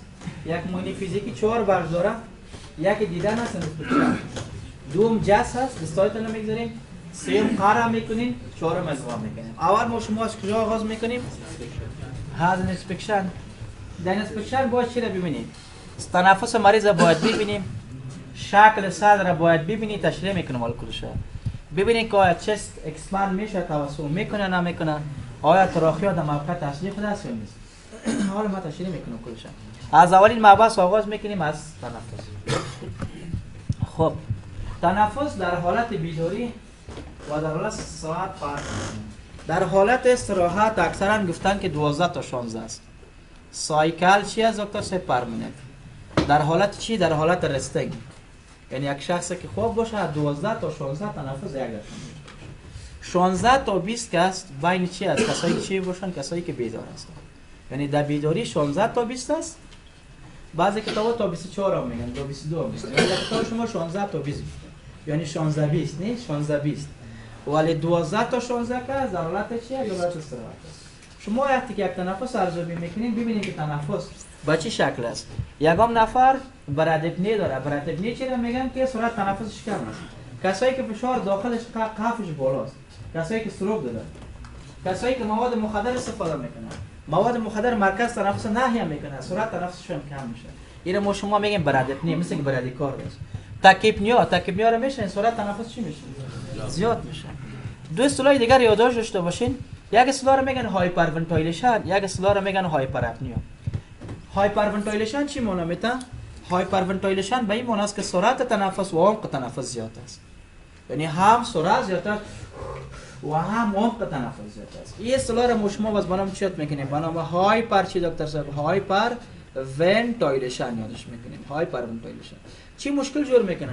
شما بگیرین دکتر صاحب همین شکل اگه نفس بزنید یک قسم شما را در کلوز میبره. در چی میبره دکتر صاحب؟ یک قسم شما مریض در کلوز. چرا؟ در این شکل کاربن دی اکساید اطراح شده میره. کاربن دی اکساید که اطراح شده و رفت سوی کاربن دی اکساید پایین میاد. هایپرونتیلیشن منجر به چی میشه؟ منجر به الکالوزیس میشه. کسایی که دچار چی هستن؟ انزایتی هستن، اگه همشیرکای ما هستن دیده باشین الان نفسم تنگ میشه، نفسک میزنه یا در الکالوزیس میشه. این خطرناک است دکتر صاحب. از اون خاطر اینا میگن هایپرونتیلیشن، یعنی هم سرعت زیاد است و هم عمق زیاد است. ولی اگه اصطلاح دیگر هایپراپنیا میگن. هایپراپنیا حالت را میگه ما شما کنگال بدهیم ورزش کنیم، در ورزش کردن سرعت تنفس ما و عمق تنفس ما زیاد میشه، بله، ولی ما شما الکالوزیس نمیدیم. هایپراپنیا در حالت ورزش است، ولی هایپرونتیلیشن در حالت انزایتی است. کسایی که زیاد خودشان نفس زده میدن. ولی دیگه اصطلاحش چی است؟ هایپر چی است؟ هایپراپنیا. هایپراپنیا مثل چی از گرافش؟ دینا سرعت تنفس زیاد است، عمق تنفس زیاد است، ولی حالت نرمال است. مثال در حالت اکسرسایز. آیا اکسرسایز مریض در الکالوز میبره؟ نه خیر دکتر صاحب. چرا دکتر صاحب مریض در الکالوز نمیبره؟ به خاطر که متابولیسم بدن بالا میشه، ما شما که میدهیم. با مو اندازه با مو چی بگیرم؟ اکسیژن بگیرم، کاربن دی اکساید چی کنه برم اطراح کنه برم. از اون خاطر فرق اگر پیش شما که سوال کنه که اردوش خود سرعت تنفس عمق تنفس زیاد است. بله، یکیش پاتولوژیک است، کسایی که انزایتی دارن، ولی یکی دولت ورزش و دولت رفتار سریع پیدا میشه که من نظرت باشه. خب هایپرونتیلیشن چی میگن؟ هایپرونتیلیشن هم سرعت تنفس کم است و هم عمق تنفس. مثال در حالت خواب با شما خواب کنیم هم سرعت تنفس ما کم میشه هم عمق تنفس. مثال دیگهش کسایی که دچار چی هستن؟ مواد مخدر، یگام نفر تابلت کردن 12 تایشون میخورن، یک دفعه سرعت تنفسشون کم میشه، عمق تنفسش میمیره، فوت میکنه. از اون خاطر موادهای نارکوتیک هم سرعت تنفس و هم عمق تنفس چی میکنه؟ کمتر میشه. خیلی ما کدوم سوال امتحان شروعی بیاد بگیریم زاکر صاحب اینی عددش شد میگیم 12 تا 16 16 تا 20 حتما منظرت باشه. این اصطلاحات که شما فهمیدید برادپنی چی است، تکیپنی چی است، این موضوعات فهمیدیم. ما یک نوع تنفس داریم، انواع تنفس صحبت میکنیم. چرا؟ درباره انواع تنفس. ما چند نوع تنفس داریم. یک نوع تنفس هم میگن با نام شاین استوک چی دکتر صاحب؟ شاین استوک ریسپیریشن. یک دیگه تنفس هم میگن بایتوت با نام چی دکتر صاحب؟ با نام بایتوت ریسپیریشن. ببخشید با نام بایوت ریسپیریشن. با نام بایوت ریسپیریشن. دیگه تنفسش هم شما سلیپ اپنی داریم. اینجا سلیپ چی دکتر صاحب؟ سلیپ اپنی. خب بیاین ما درباره چی صحبت میکنیم؟ شاین استوک. شاین استوک چه قسم تنفس است؟ اول تنفس کم است. ببینید ما گراف رسم میکنم. اول تنفس کم است، پس اون تنفس عمیق میشه، باز تنفس سطحی میشه، بالاخره مریض اپ میشه. اول کم است، زیاد میشه، باز کم میشه، باز مریض باز شروع میشه. این شکل کم است، زیاد میشه، باز کم میشه، باز اپ میشه. اینا ما شما با نام شاین استوک ریسپیریشن یادداشت داشته باش. شاین استوک ریسپیریشن اکثرا در مریضایی که عدم کفایی قلب میتن و عدم کفایی کلیه میتن. دینا اکثرا بیشتر میشه در کدام اشخاص؟ در کسایی که هارت فیلر دارن و در کسایی که عدم کفایی کلیه دارن. عدم کفایی چی دکتر صاحب؟ عدم کفایی کلیه. در عدم کفایی کلیه یوریا دکتر صاحب اطراح میشه؟ نه. کلیه ها که فیل شه و یوریا اطراح نمیشه. مریض چی میته؟ مریض یوریمیا میته. در یوریمیا یک دوم بیشتر میشه، زیاد امراض است شاین استوک ریسپیریشن میته ولی بیشتر در هارت فیلر و در رینال فیلر که یوریمیا میته مریض چینه و تنفس پیدا میکنه شاین استوک ریسپیریشن.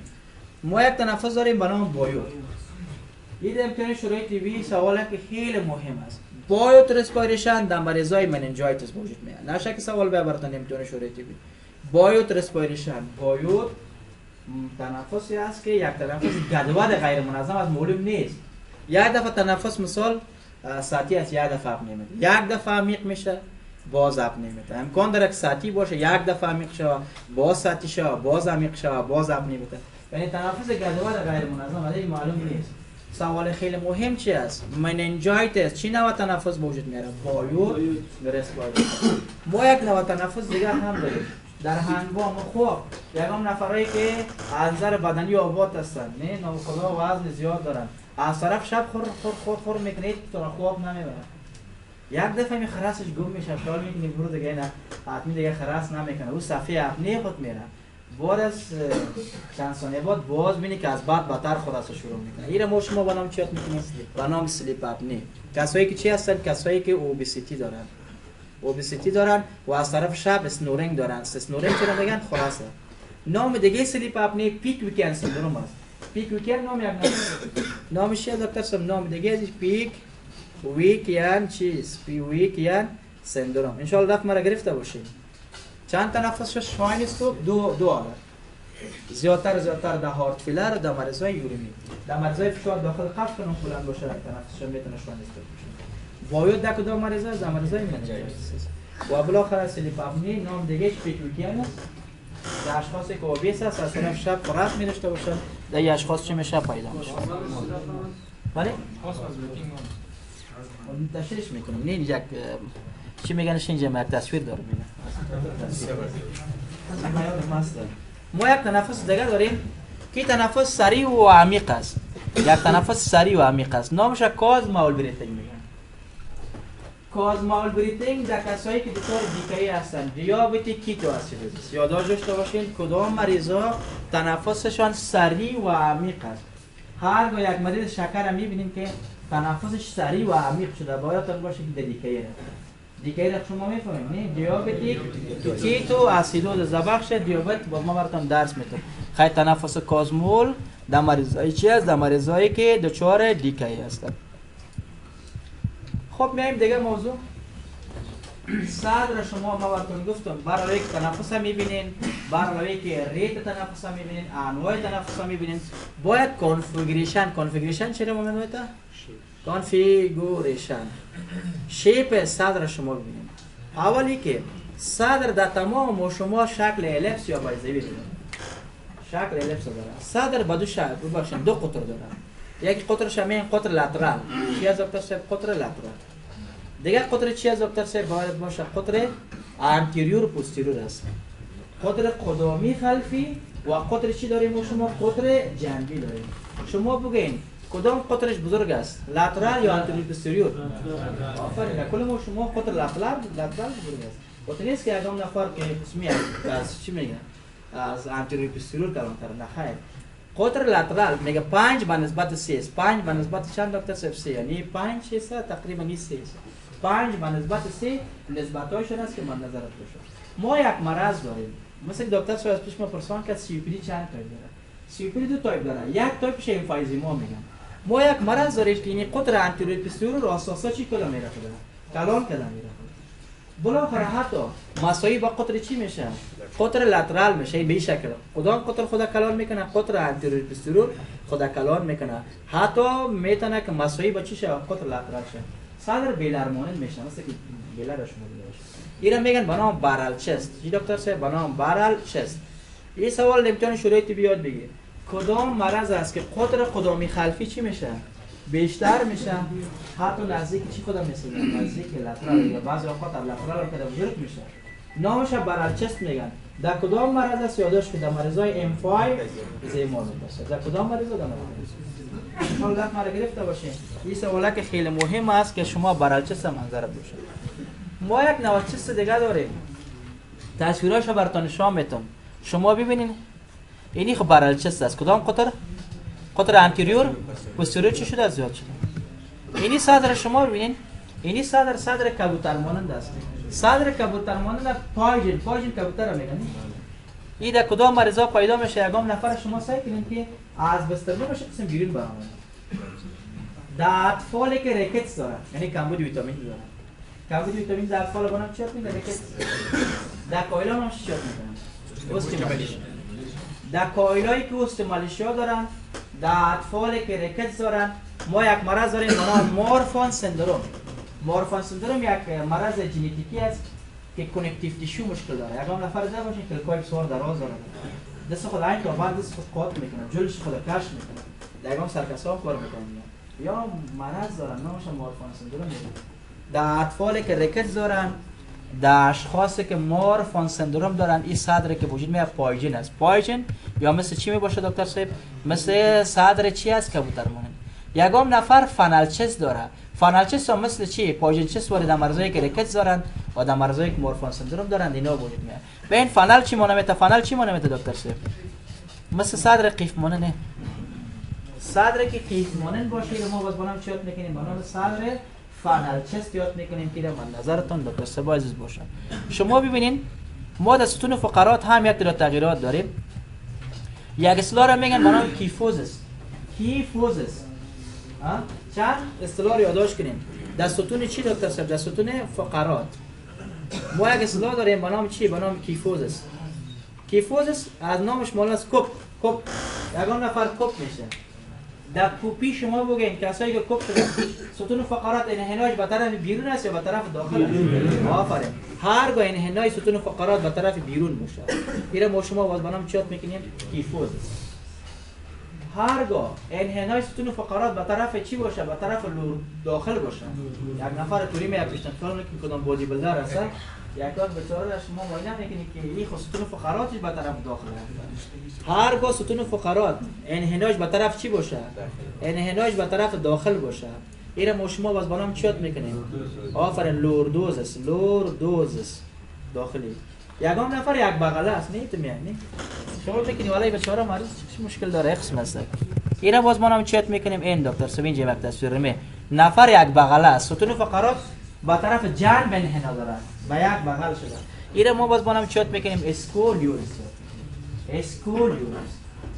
کسایی که در افغانستان متاسفانه هنوز هم واقعات توبرکلوز اندیمیک است، فوق العاده زیاد است. بعضی اوقات ستون فقرات توسط توبرکلوز چی میشه؟ تخریب میشه. نام شما باز با نام چیات میکنیم؟ پاتس دیزیز. یکم جا میشنیم پاتس دیزیز. هدف از پاتس دیزیز تخریب فقرات توسط چی است؟ توبرکلوز. شما که از یا چی بگیرید؟ ایکس ری بگیرید یا ام آر آی بگیرید. ستون فقرات چه قسم تخریب شده که سوزنک وارد شده. ستون فقرات آنقدر تخریب میشه که مثل سوزنک وارد بیرون میشه. اینه میره ما باز با نام چیات میکنیم؟ با نام گیبوس. چی دکتر صاحب؟ با نام گیبوس. گیبوس یعنی می تخریب ستون فقرات به شکل چی است؟ به شکل سوزنک است. در کدام مریضا وجود میاد؟ در مریضایی که توبرکلوز فقرات یا پات دیزیز دارن که را شما مد نظر و تصویر عزیز داشته باشید. دیگه مسئله چی است؟ آیا صدر شما ببینید که اکسپاند میشه نمیشه؟ ما یک اصطلاح داریم به نام چست اکسپانشن. کدام سوال ما امتحان شروعی که در چست اکسپانشن یادداشت کنیم؟ چست اکسپانشن. همین که تنفس میکنیم شما که تنفس میکنید آیا صدر توسط میکنه نه؟ بله دکتر صدر توسط میکنه. حد اوسط چقدر دکتر صاحب به صورت نرمال باید توسط کنه؟ یادداشت کن. ما که تنفس میکنم صدر ما باید 5 تا 8 سانتی باید توسط کنه. یادداشت داشته باشید چقدر 5 تا به 8 سانتی متر باید یک صدر نرمال چی کنه؟ توسط کنه. این سوال در امتحان شروعی طبی 100 است. بیاین یک مریض شما میبینین صدرش شما برهنه نکنید. میبینید که یک طرف خب صحیح در تنفس سهم میگیره ولی یک طرف میبینید که یک توسط نمیکنه. چرا یک طرف خوب در تنفس سهم گرفته ولی یک طرف توسط نمیکنه؟ احتمال داره دوجا مایع باشه، احتمال داره دوجا کتله باشه، احتمال داره که جریان نباشه، کدام کلاپس باشه. اگر سوال شود پیش شما کدام امراض است که دوجا چست اکسپانشن پایش پیدا میکنه؟ یا دکتر صاحب در ساحه چی است؟ مایع است که مونی چی میشه؟ مونی توسطش میشه. یا یکی چی است؟ یا یکی دکتر صاحب کدام کتله است؟ یا یکی چی است؟ یا یکی در ساحه هیچ جریان نیست. یگان دفعه یا کلاپس میکنه، تخریب میشه. نه کلاپس که کنه ریا تخریب شود. تخریب ریا چی میگن؟ یا کلاپس ریا آته لاکتاز است. آته لاکتاز است. یا یکی دکتر صاحب کدام حواس؟ هوا رو چی میگن؟ نومو چی است؟ نومو توراکس است. این امراض را که ما برای شما نام گرفتم امراضی هستند که مونی چی میشن؟ مونی اکسپانشن یا توسط میشن که شما حتما مد نظر دکتر صاحب عزیز داشته باشید میشن. خب انسپکشن ما شما گفتید یعنی انسپکشن کل گپا را دیدید، تنفس فهمیدی، انواع تنفس فهمیدی، ریت تنفس فهمیدی، چست اکسپانشن فهمیدی، شکل صدر فهمیدی. اینا رو شما باید صدر جذب کنید. ما صدر چه قسمی جذب میکنیم؟ به شکل بهم تمام قسمت های صدر چی میکنیم؟ ما جذب میکنیم. فرض کنید دکتر صاحب ما برای شما چند نقطه بیشتر گفتیم. اگه عضلا التهابی باشه، غضروف عضلا نام چی بود؟ تتس. اگه یک مریض تتس داشته باشه، این سایه شکم جذب کنه مریض درد احساس میکنه. دکتر صاحب ولی بسیار درد داره. چرا درد داره؟ احتمال داره که تتس باشه. تتس غضروف عضلا چی داره؟ التهابی داره. از اون خاطر باید در مثل شما مد نظر داشته باشه. این کدام سوال دکتر صاحب نداره. تراخیا دکتر صاحب باید تراخیا را جذب کنید. حالا براتون میگم. ریا را شما باید اکسپانشنش ببینید. تاکتایل فریماچوسا. یک پاره براتون میگم شما نمیفهمید. خیلی بین ما شما شروع میکنیم از کدام؟ اول تراخیا را براتون میگم، بعد به ترتیب در تاکتایل فریماتوس بازیش خیلی بخش ختم میکنیم. خیلی بین اول تراخیا. شما بر ما بگین. تراخیا دکتر صاحب موقعیتش در کجاست؟ ما شما یک ناج داریم. نام از این ناچ از سوپرا استرنال ناچ میگن. شما ببینید می تصویر دارم. اینجا ما شما یک ناچ داریم. نام از این ناچ چی است دکتر صاحب؟ سوپرا استرنال ناچ. تراخیا دینمی موقعیت داره. تراخیا رو شما میتونید با دو میتود جذب کنید. یک میتود یک انگشتر. یک انگشتر شما داخل میبرید. دو میتود سه انگشتر. سه فینگر. دو انگشتان به دو طرف کلاویکل شما ببینید. دو انگشت به دو طرف چی کلاویکل. دیگه انگشت وسط در نهایی سوپر استرنال. اینا میتود چی میگن؟ میتود دو تری فینگر میگن. تری فینگر. من یک پاش کار ندارم. کدام سوال شما سوال دارم امتحان شروعی طبی. شما بگین دکتر صاحب در کدام امراض است که تراخیا گفتم در وسط قرار داره. ولیت در امراض است که به طرف مقابل پوشش میکنه. به طرف مقابل انتقالش میکنه. ولیت در امراض است میگه بیا همون بیا طرف ما بیا. طرف خود کشش میکنه.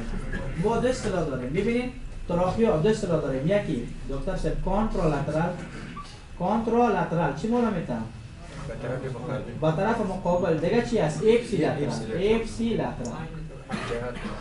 با طرف ما بیا. از ما دور شو. در کدام امراض است میگه از ما دور شو با طرف مقابل برو. کتلاس موی هوا.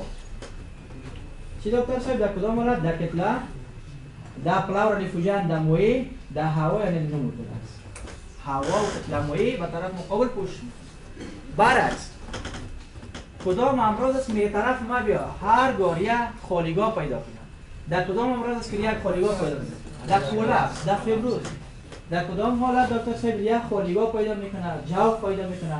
در کلاپس ریه و دیگه دکتر صاحب چی است؟ در فیبروز ریه. این امراضی هستن که چی ایجاد میشه؟ یک جوف، یک خالیگاه ایجاد میشه. تراخیا در خالیگاه چی میشه؟ در خالیگاه دکتر صاحب داخل میشه. این ما باز به نام چی یاد میکنیم؟ به نام اپسی لاترال. خب براتون یادآوری کنیم چست اکسپانشن نرمال چقدر سانتی است؟ 5 چطور محاسبه کنین دکتر صاحب؟ ببینید شما به دستانه به شکل بگذارید. نه مریض بگی نفس بکش. وقتی که مریض نفس میکشه چی میشه؟ دستای ما شما چی میشه؟ دور نزدیک میشه. شما ببینید دو دست به چقدر اندازه دور میشه. صحیح است؟ به هر اندازه‌ای که دکتر صاحب دست دور شد شما توسط خط کش اندازه‌گیری میکنید. مریض میگه دستای خود ما گذاشتی به شکل. صحیح است؟ میگم نفس بکش. او که نفس میکنه دستای ما چی میشه؟ دور میشه. یعنی می اندازه رو شما توسط خط کش اندازه‌گیری کنید. هر اوسط چقدر باید باشه؟ 5 تا. امراضش هم برات گفتم کدام امراض است که چست اکسپانشن برهم میزنه. امراض شما براتون گفتیم فتنه است، هواس، مویی است، کلاپس است. برای شما دکتر صاحب یادآوری شد. ما یک اصطلاح دیگه دارم، نامش تاکتایل فریماتوس میگن. نامش چیه دکتر صاحب؟ تاکتایل چی فریماتوس؟ تاکتایل فریماتوس یا ووکال فریماتوس هم میگن. جایش بعضی اوقات ووکال فریماتوس. شما بگیرین دکتر صاحب دستان رو بالای صدرتان بگذارید، ما هم گذاشتیم. بگذارید کلیگی که بفهمیم که عدد ما چیه. بگوین 4 4 4 4 4 4 9 9. دستشون چیز جاس میشه نمیشه؟ اینی می جاسه. اینه ووکال فریماتوس میگن. صحیح؟ جاس اهتزازات صوتی را ما که 9 9 میگم 4 4 میگم، اینمی اهتزازات صوتی دست ما جاس میشه. اینمی جاس اهتزازات صوتی را ووکال فریماتوس میگن یا تاکتایل فریماتوس. ببینید ما صدر تقسیم معاینه میکنم. ما میرم دکتر صاحب صدر مریضم معاینه میکنم. با ترتیب میگم 4 4 بگو جاس میشه هر طرف. 4 4 بگو جاس میشه. میگم بگو 9 9 یا 4 4 9 9 که میگه یا 4 4 میبینیم این طرف جاس میشه، این طرف هیچ اهتزازات نداره. با چه دلیل طرف هیچ اهتزازات جاس نمیشه؟ یا اینجا کتله است یا اینجا مویش یا اینجا هواست. حتما بازی سوال اکسری میشه. بله؟ چی؟ پارشی انگلیسی. No, 9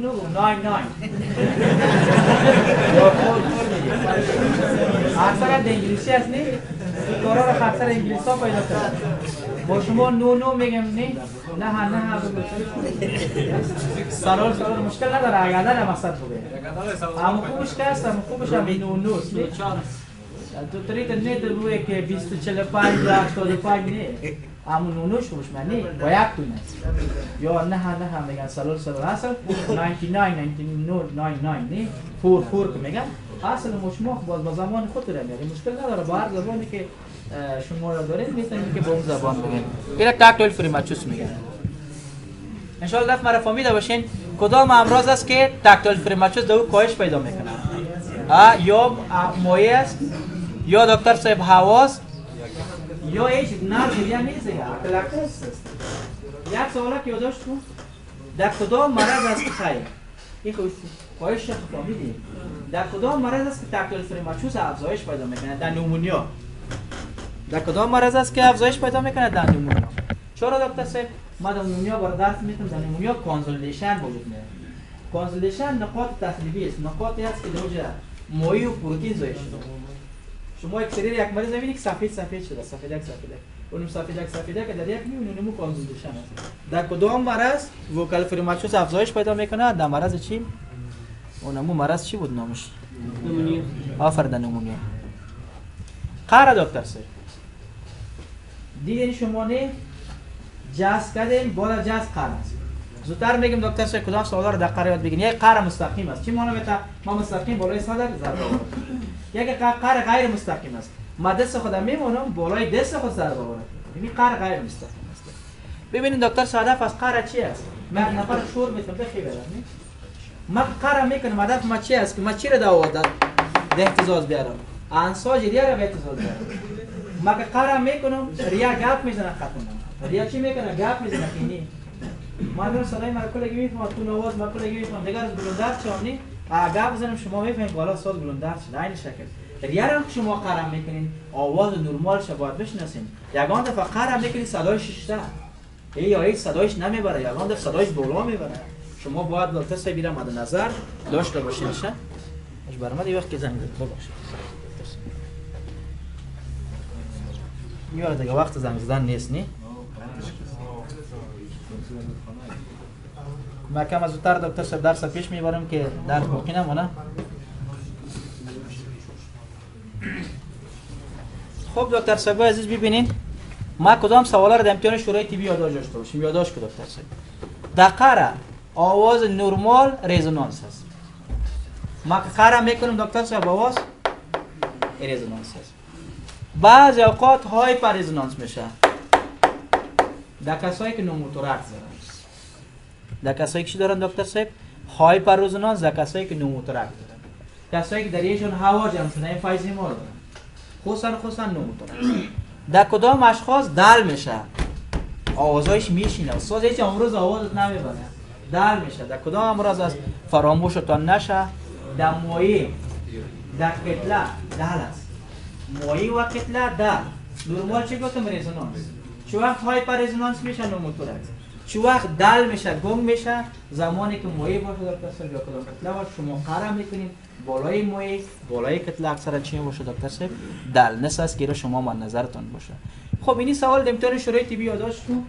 با شما که قرار میکنین 6 8 10 چی گفتم دکتر صاحب؟ دقیقاً شما چی کار میکنین 6 و 8 و 10 را منظر بگیرید. چی معنی میده؟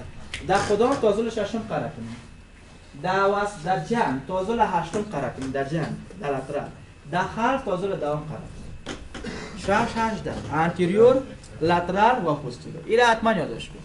هیچ وقت دکتر صاحب در خط متوسط قرار نکن. چرا؟ در خط متوسط استرنوم است.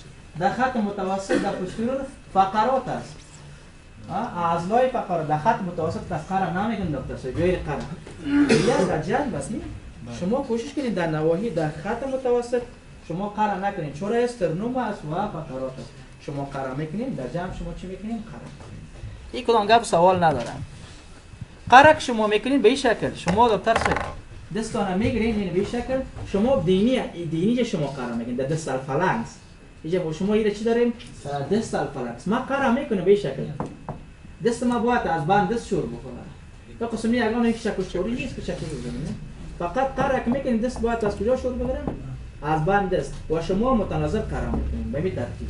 ما قرار میکنیم این طرف و این طرف میایم زیگزاگ میتور. وقتی یگان نفر این قرار میکنه باز میره پایین میره بالا نی. به زیگزاگ میتور. شما این طرف باز پایین بیاین باز طرف. همین ترتیب شما چی کنید؟ قرار. اکثر از چی شروع میخوره؟ از بند است. یعنی شما دی تصویر ببینید از بندی است که سوال دکتر صاحب ندارم. ما بالای کجا قرار میکنیم؟ بالای دست الفلنکس. این قسمت انتریور است. در لاترال زول چندم؟ هشتم. در پوستیرور زول چندم داره؟ استاتوسکوپ میشناسین این ایرفون میگن دکتر صاحب. اینیش میگن به نام چیه؟ تیوبای شات میکنن. دو قسمت داره. یکش دیافراگم میگن. یکش بل میگن. در دیافراگم یادداشت کنید آوازایی که های پیچ باشه. های پیچ طولش بالا باشه در دیافراگم. اکثر ما شما از این قسمت استفاده میکنید. ولی آوازایی که لو پیچ باشه طولش پایین باشه با توسط بل آوازاش چی میکنیم؟ اسخام میکنیم. این دیگه پاش قصای مفت است. ما کار ندارم دکتر صاحب دیگه. هوای اتاق باید گرم باشه. صدر مریض در میل برهنه باشه. در فیمیل ما شما محدودیت دکتر صاحب داریم نمیشه. شما میتونید مریض در حالت نشسته یا اینکه دکتر صاحب در حالت چی؟ استراحت چی است؟ در حالت استراحت باید چی شود؟ در حالت استراحت مریض باید ازغا شود. همیشه اگر متوجه باشین هر کشور از خود قانون داره. اینجا کشور غربی نیست که یک تعداد دکتر صاحب صدر خانوار این کاملا غلط است. ما بیخی از پشت پوستین برات میشنوم غلط که آواز نرمال است یا غیر نرمال. بیخی که در رقم کالا پوشیده باشه استاتوسکوپ توانایی شده دکتر صاحب داره. از او خود در خانم‌ها نظر به فرهنگ اسلامی و شما صدر خانم‌ها به هیچ عنوان برای نه شاید ما در خانم‌ها که کانجکتیواشون می‌بینیم ما حق نداریم به دست خود در کانجکتیوایز ببینیم. با چادرش میارم نه چادرش در روش میمونم باز ما چشمش هم می‌بینیم. این قانون چیز نیست که شما دیگه این قوانین که ما برات میگیم این قوانین در کتاب‌های خارجی از صدر کاملا داره. در میل مشکل نداره دکتر صاحب ولی در فیمیل دکتر صاحب باید کار اجرا نشه دکتر صاحب. دیگه متوجه باشین در خط متوسط هیچ وقت ازغا نمی‌کنید در خط متوسط. چرا دکتر صاحب مستقیم یه تراخیاست نه؟ در خط متوسط خصوصا میگه در 3 سانتی متری خط متوسط ازغا به این خاطر نشه که اینجا تراخیاست. تو آواز ریه را گوش میکنی آواز تراخیا را گوش میکنی. از اون خاطر در خط متوسط باید چی نشه؟ ازغا نشه. خب زودتر پیش میریم دکتر صاحب. ما شما آوازهای تنفسی داریم. چند آواز تنفسی داریم. یکش میگن ویزیکولار، دیگه‌ش دکتر صاحب میگن برانشیال. یادداشت کنین. دیگه‌ش چی میگن دکتر صاحب؟ دیگه‌ش دکتر صاحب باز میگن ادسا. من تشریح میکنم از ویزیکولار. خب توجه کنین. اول چی را میخونیم؟ ویزیکولار. بعدش چی میخونیم؟ برانکو ویزیکولار برانشیال. بعدش برانکو. خب به ترتیب میگیم که این متد چی است؟ ازغاست. شما زگزاگ متد ازغا میکنین. صحیح؟ زگزاگ متد. اینا پیش بریم تصویرها شما کار ندارم دیگه. یارم تصویرها شما کار ندارم. این دکتر صاحب. یادداشت کو ما از امتحان شروعی که یک سوال خیلی مهم براتون یادآوری میکنم. ما آواز نورمال صدر ویزیکولار است. ما شما این آوازایی را که فعلا ما از دکتر صاحب و شما را که مزاح کنم، این آوازا دکتر صاحب چی از ویزیکولر است. ویزیکولر. خب آواز ویزیکولر چی است؟ ما این نشته نمیکنیم که اینجا شما میتونید یک عکس بگیرید. آواز ویزیکولر یک آواز سافت است. توجه کنین اول. آواز ویزیکولر یک آواز لو پیچ است. سافت است، لو پیچ. هدف از پیچ چی است؟ تعداد اهتزازش کم است. هدف از پیچ چی است؟ تعداد اهتزازش کم است. شما ببینید این تصویر، یکی صفحه اینسپایرشن ما شما داریم، یکی صفحه چی داریم اکسپایرشن. صفحه اینسپایرشنش نظر به اکسپایرشنش طول نیست. به این شکل مرد نفس میکشه قسم. این چی است؟ صفحه اینسپایرشنش چی است؟ زیاد است ولی صفحه اکسپایرشنش چی است؟ این است. بین اینسپایرشن و اکسپایرشن مسافه موجود نیست، گپ موجود نیست. یعنی امتحان شرایطی بیاد بگیم. نشه که سوال به آواز ویزیکولر سافت است یا خشن است؟ های پیچ است یا لو پیچ؟ لو پیچ است. انسپایرشن زیاد است یا اکسپایرشن؟ بین انسپایرشن اکسپایرشن فاصله است نخیر. اینا ما شما ویزیکولر میگیم. ما یک نوع آواز دیگه داریم به نام برانشیل. اکثرا در مریضایی که دچار نمونیا میشن. یک نوع آواز داریم به نام برانشیل دکتر صاحب، برانشیل. این چی خواص داره؟ برعکس ویزیکولر است. چی معنی میته؟ شما ببینید. در ویزیکولر کدام جا بلند بود زیادتر؟ او چی بود؟ آواز صاف بود ولی لاود است. او لو پیچ بود. چی است؟ های پیچ است. شما ببینید صفحه چیش کم است؟ صفحه انسپایرشنش کم است، صفحه اکسپایرشن زیاده. چه قسم است؟ ببینید. مثلا مرد نفس میکشه. باز بشه.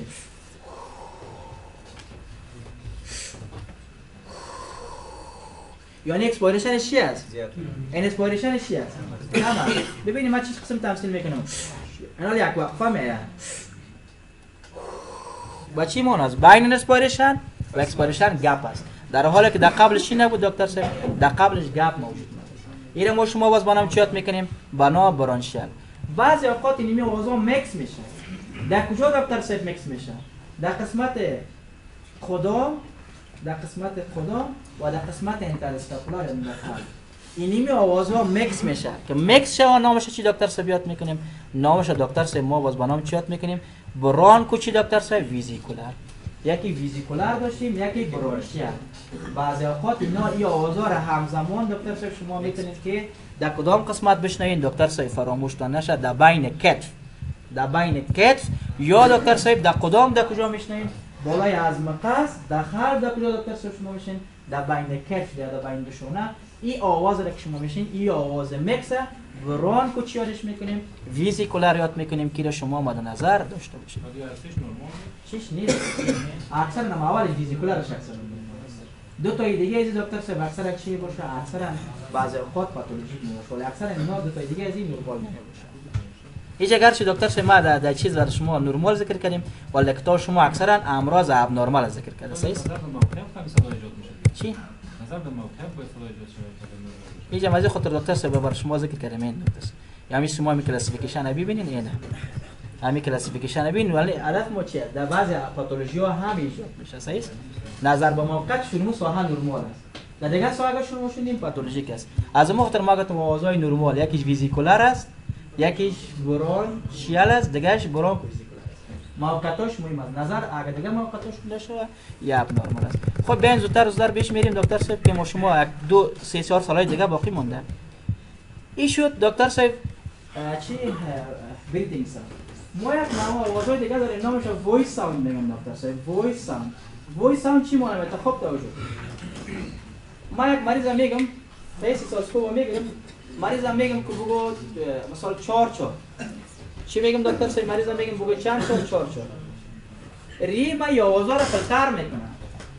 ریما چی میکنه؟ آوازا را مثلا گفت 4 یه مریض فلتر میکنه. در گوش میگه جور چرا یا فلتر ولی اگر ریما مشکل داشته باشه مثلا مریض بگه 4 در گوش میگه 4 این بچه اون است که ریما هیچ فلتر نکرده نو باید در گوش میگه نو نه باید آوازا رقم بیشتر وارده ولی اگر بگه نو در گوش میگه نو این باید باشه که یا فلتر نمیکنه. یه اصطلاح را میگن برانکوفونی داشته برانکوفونی چرا میره وایس ساوند میگن؟ بخاطر وایس ساوند خود مریض وایس میکنه. اینا میگن وایس ساوند. دیگه دکتر صاحب مریض بگو که به شکل پس بگه نو مثلا مریض میگه چهار در گوش ما باید چی؟ ویسپرینگ اگر کنه دکتر صاحب. یه سلار ما شما باز بنام چی یاد میکنیم؟ بنام ویسپرینگ پیکتوری لیکوا میگن شب پیکتوری لیکوای میگن ویسپرینگ. در ویسپرینگ چه قسم است؟ مثلا مریض میگه چهار در گوش میگه هیچ باید آوازه شما جور یک رقم چی بیاد باید تغییر کنه. ولی اگر مریض بگه چهار در گوش میگه چهار مثلا میگم نو در گوش میگه نو این به این معنی است که کار خود عزیز بوده. ایره ما شما باز بنام چی یاد میکنیم؟ بنام ویسپرینگ یعنی پس کنه. دیگه اصطلاح دکتر صاحب چی است؟ ایگوفونی است. چی است دکتر صاحب؟ ایگوفونی. چی معنی میده ایگوفونی؟ مریض میگم بگو ای باید در گوش میگه ای ولی مریض میگم ای در گوش میگه ای خب در ای بگو میگه ای در گوش میگه چی میگه دکتر صاحب؟ خیلی میگم ای بگو او میگه ای در گوش میگه ای چه قسم آدم است؟ ایش به ای تبدیل میشه ایش دکتر صاحب چی تبدیل میشه؟ ایش به ای تبدیل میشه. اینا میگن ایگوفونی. این نشان دهنده است که شما استاتوسکوپ و بالای قسمت علوی مایع باشید. هر دکتر صاحب یک مریض مایع داشته باشه شما استاتوسکوپ و بالای سرحد علوی مایع بگذارید.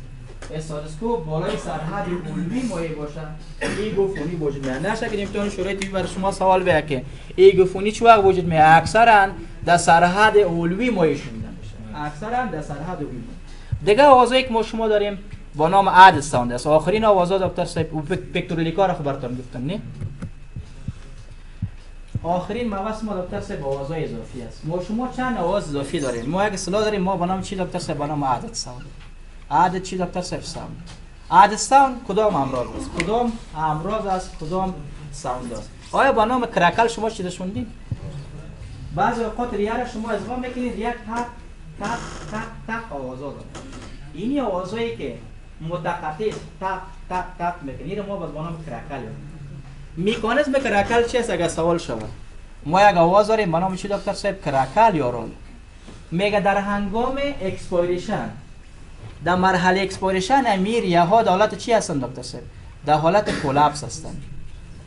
یک تعداد امراض است مثال مریضایی که COPD دارن در مرحله یا آسما دارن یا نیمونیا دارن میگه بعضی از قسمت های ریه خصوصا اینمی آلوله ها در حالت کلاپس هستند. در مرحله شهیق هوا داخل میشه نه در مرحله شهیق یک دفعه با شدت یا باز میشه. از کلاپس در کدام مرحله؟ در مرحله شهیق اینمی ریه که کلاپس کرده آلوله کلاپس کرده در مرحله شهیق چی میشه؟ با شدت چی میشه؟ باز میشه. زمانی که این با شدت باز میشه یک تق میکنه. اینمی تقش ما باز برام چی یاد میکنیم؟ با نام کرکل یاد میکنیم. یادداشت کو دکتر صاحب. ما میکنیم شکار ندارم. در امتحان شرایط طبی دو نوع کرکل داریم. یکیش دکتر صاحب میگن فاین، دیگه ش دکتر صاحب میگن به نام چی؟ به نام کورس. کدام شما فاین میگم؟ دکتر صاحب عزیز فاین کرکل یک آواز سافت است، های پیچ است. چی از دکتر صاحب؟ های پیچ است. در 5 تا 10 میلی سکند شونده میشه. نه گفت چی میگید؟ ما براتون تمثیل میکنیم دکتر صاحب. هدف از پیچ چی است؟ هدف از پیچ شما باید بفهمید. شما با این کدامش پیچ زیاد است؟ کی برام میگه؟ این پیچ زیاد است یا این؟ اول زیاد است پیچش یا دومش؟ دکتر صاحب هر قدر تعداد اهتزاز زیاد باشه پیچ زیاد است. تعداد اهتزازات زیاد باشه اینا میگن های پیچ. ولی اینی که تعداد یک اهتزاز، دو اهتزاز، سه اهتزاز اینا لو پیچ میگن. شما ریه را ادغام میکنین استاتوسکوپ با دقایقی ریه. خوب توجه. حالا که استاتوسکوپ دقایقی ریه میمونه مریض میگن نفس بکش. در آخر شهیق تق تق تق تق تق تق تق تق آواز است. شما برام بگید تق تق تق تق تق تق تعداد اهتزازات چی است؟ تق تق تق تق تق تق به این شکل است. تعداد اهتزازات چی است که زیاد است؟ این آواز دقایقی ریه شونده میشه. فاین کرکل دکتر صاحب اگه سوال شد در کدام قسمت شونده میشه؟ در قسمت بالا. در کدام مرحله است؟ در مرحله اخیر شهیق. یعنی در کدام مرحله است؟ در لیت انسپایریشن. در مرحله اخیر شهیق. تق تق تق تق تق تق تق تق آوازا رو میشنین. های پیچ است یا لو پیچ؟ آفرین های پیچ است. ولی باورت باشه این سافت است، نرم شونده میشه. تق تق تق تق تق. اینو ما شما چی یاد میگیریم؟ فاین. کورس کرکل دکتر صاحب چی است؟ کورس این که است چه قسم است؟ برخلاف فاین است. این لاود است. لاود چه قسم شما نمیتا؟ لاود تق تق تق چند تا اهتزاز شد؟ سه. های پیچ است یا لو پیچ؟ لاود است. یکی لاود است، بلند است. ولی دکتر صاحب تق تق تق این خیلی چی میشه؟ 1/2 است. خیلی چی میشه دکتر صاحب؟ لو چی است؟ لو پیچ است.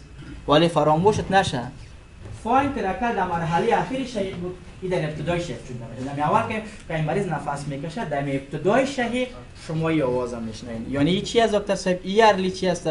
ای ارلی چی است؟ اینسپایریشن. ان شاء الله رفت مرا گرفته باشید. ها دقیقاً دیدی. تاک تاک تاک تاک تاک تاک چی است؟ های پیچ صاف در مرحله اخیر شهیق فاین. تاک تاک تاک لاود لو پیچ در مرحله ابتدایی شهیق. دیره ما شما چیات میکنیم؟ کورس کرد. ویزینگ دکتر صاحب برات گفتم. رانکای چیه؟ رانکای هم مثل ویزینگ. ولی رانکای لو پیچ است. ویزینگ نگفته بودم برات. ویزینگ چی بود؟ منشیش از چی بود؟ اسمال یاد. ولی فرق رانکای با ویزینگ در چی است؟ رانکای دکتر صاحب لو پیچ است. مثل که یک نفر خرخر کنه اسنورینگ. وصفش چی است دکتر صاحب؟ اسنورینگ. هر دوی در مرحله چی شون نمیشه؟ در مرحله اکسپایریشن. اگر سوال شود که فرق رانکای با کرکل چی است؟ ببخشید رانکای با ویزینگ. تمام مشخصاتش دسیم ولی یک فرقی که دارن رانکای دکتر صاحب وصفش اسنورینگ است ولی یک تفاوتی که دارن رانکای لو پیچ است در حالی که ویزینگ های پیچ است. اینمی آخرین سلاید از گپ ما خلاص است. گپ ما خلاص نیست یعنی درس ما شما خلاص یعنی خلاص دیگه نور دیدی. بعضی اوقات توجه داشته باشین پلاورا چی میشه؟ پلاورا التهابی میشه. چند نوع پلاورا داریم؟ پلاورا دکتر صاحب که التهابی شوه خلاص میکنیم درس خدا چون وظیفه سر ما وقت سر شما. پلاورا دکتر صاحب که التهابی میشه استاتوسکوپ شما بگیرین در ساحه پلاورا التهابی بگذارید. اینمی چه یک آواز هم میشنوید مثل کرپتیشن مثل کرکل بود. شما استاتوسکوپ میبینید بالا یک مریض نفس میکشه تق تق تق تق تق آوازها در یهش هست. در پلاوراش آوازها را میشنوید. اینمی رو ما باز با نام چی یاد میکنیم؟ رب پلاورا یاد میکنیم. یادداشت داشته باش دکتر صاحب رب پلاورا میگه وصف غش غش غش غش کردن نمیداشته باشه تق تق کردن نمیداشته باشه غش غش میداشته باشه. در هر دو صفحه شون نمیشه. این آوازهایی که ناشی از التهاب پلاوراست هم در صفحه شهیق است هم در صفحه زنده. اگه استاتوسکوپ فشار بیتی واضح‌تر و گوش میرسه. سلفه کردن کاراکترش تغییر نمیده. نشه سوال شو از کدامش سلفه تغییر میده کاراکترش نه خیر. در شهیق از اضافیه هم در شهیق هم وصفش چی است؟ غش غش کردن. صحیح است؟ محدود به مساحه التهاب است. این ساحه التهاب است نمی‌سوام میشنی ولی این ساحه التهاب نیست که نمیشنی نه خیر. در ساحه التهاب است در اون ساحه شما چی میکنیم؟ ای آواز را میشنویم. تشکر.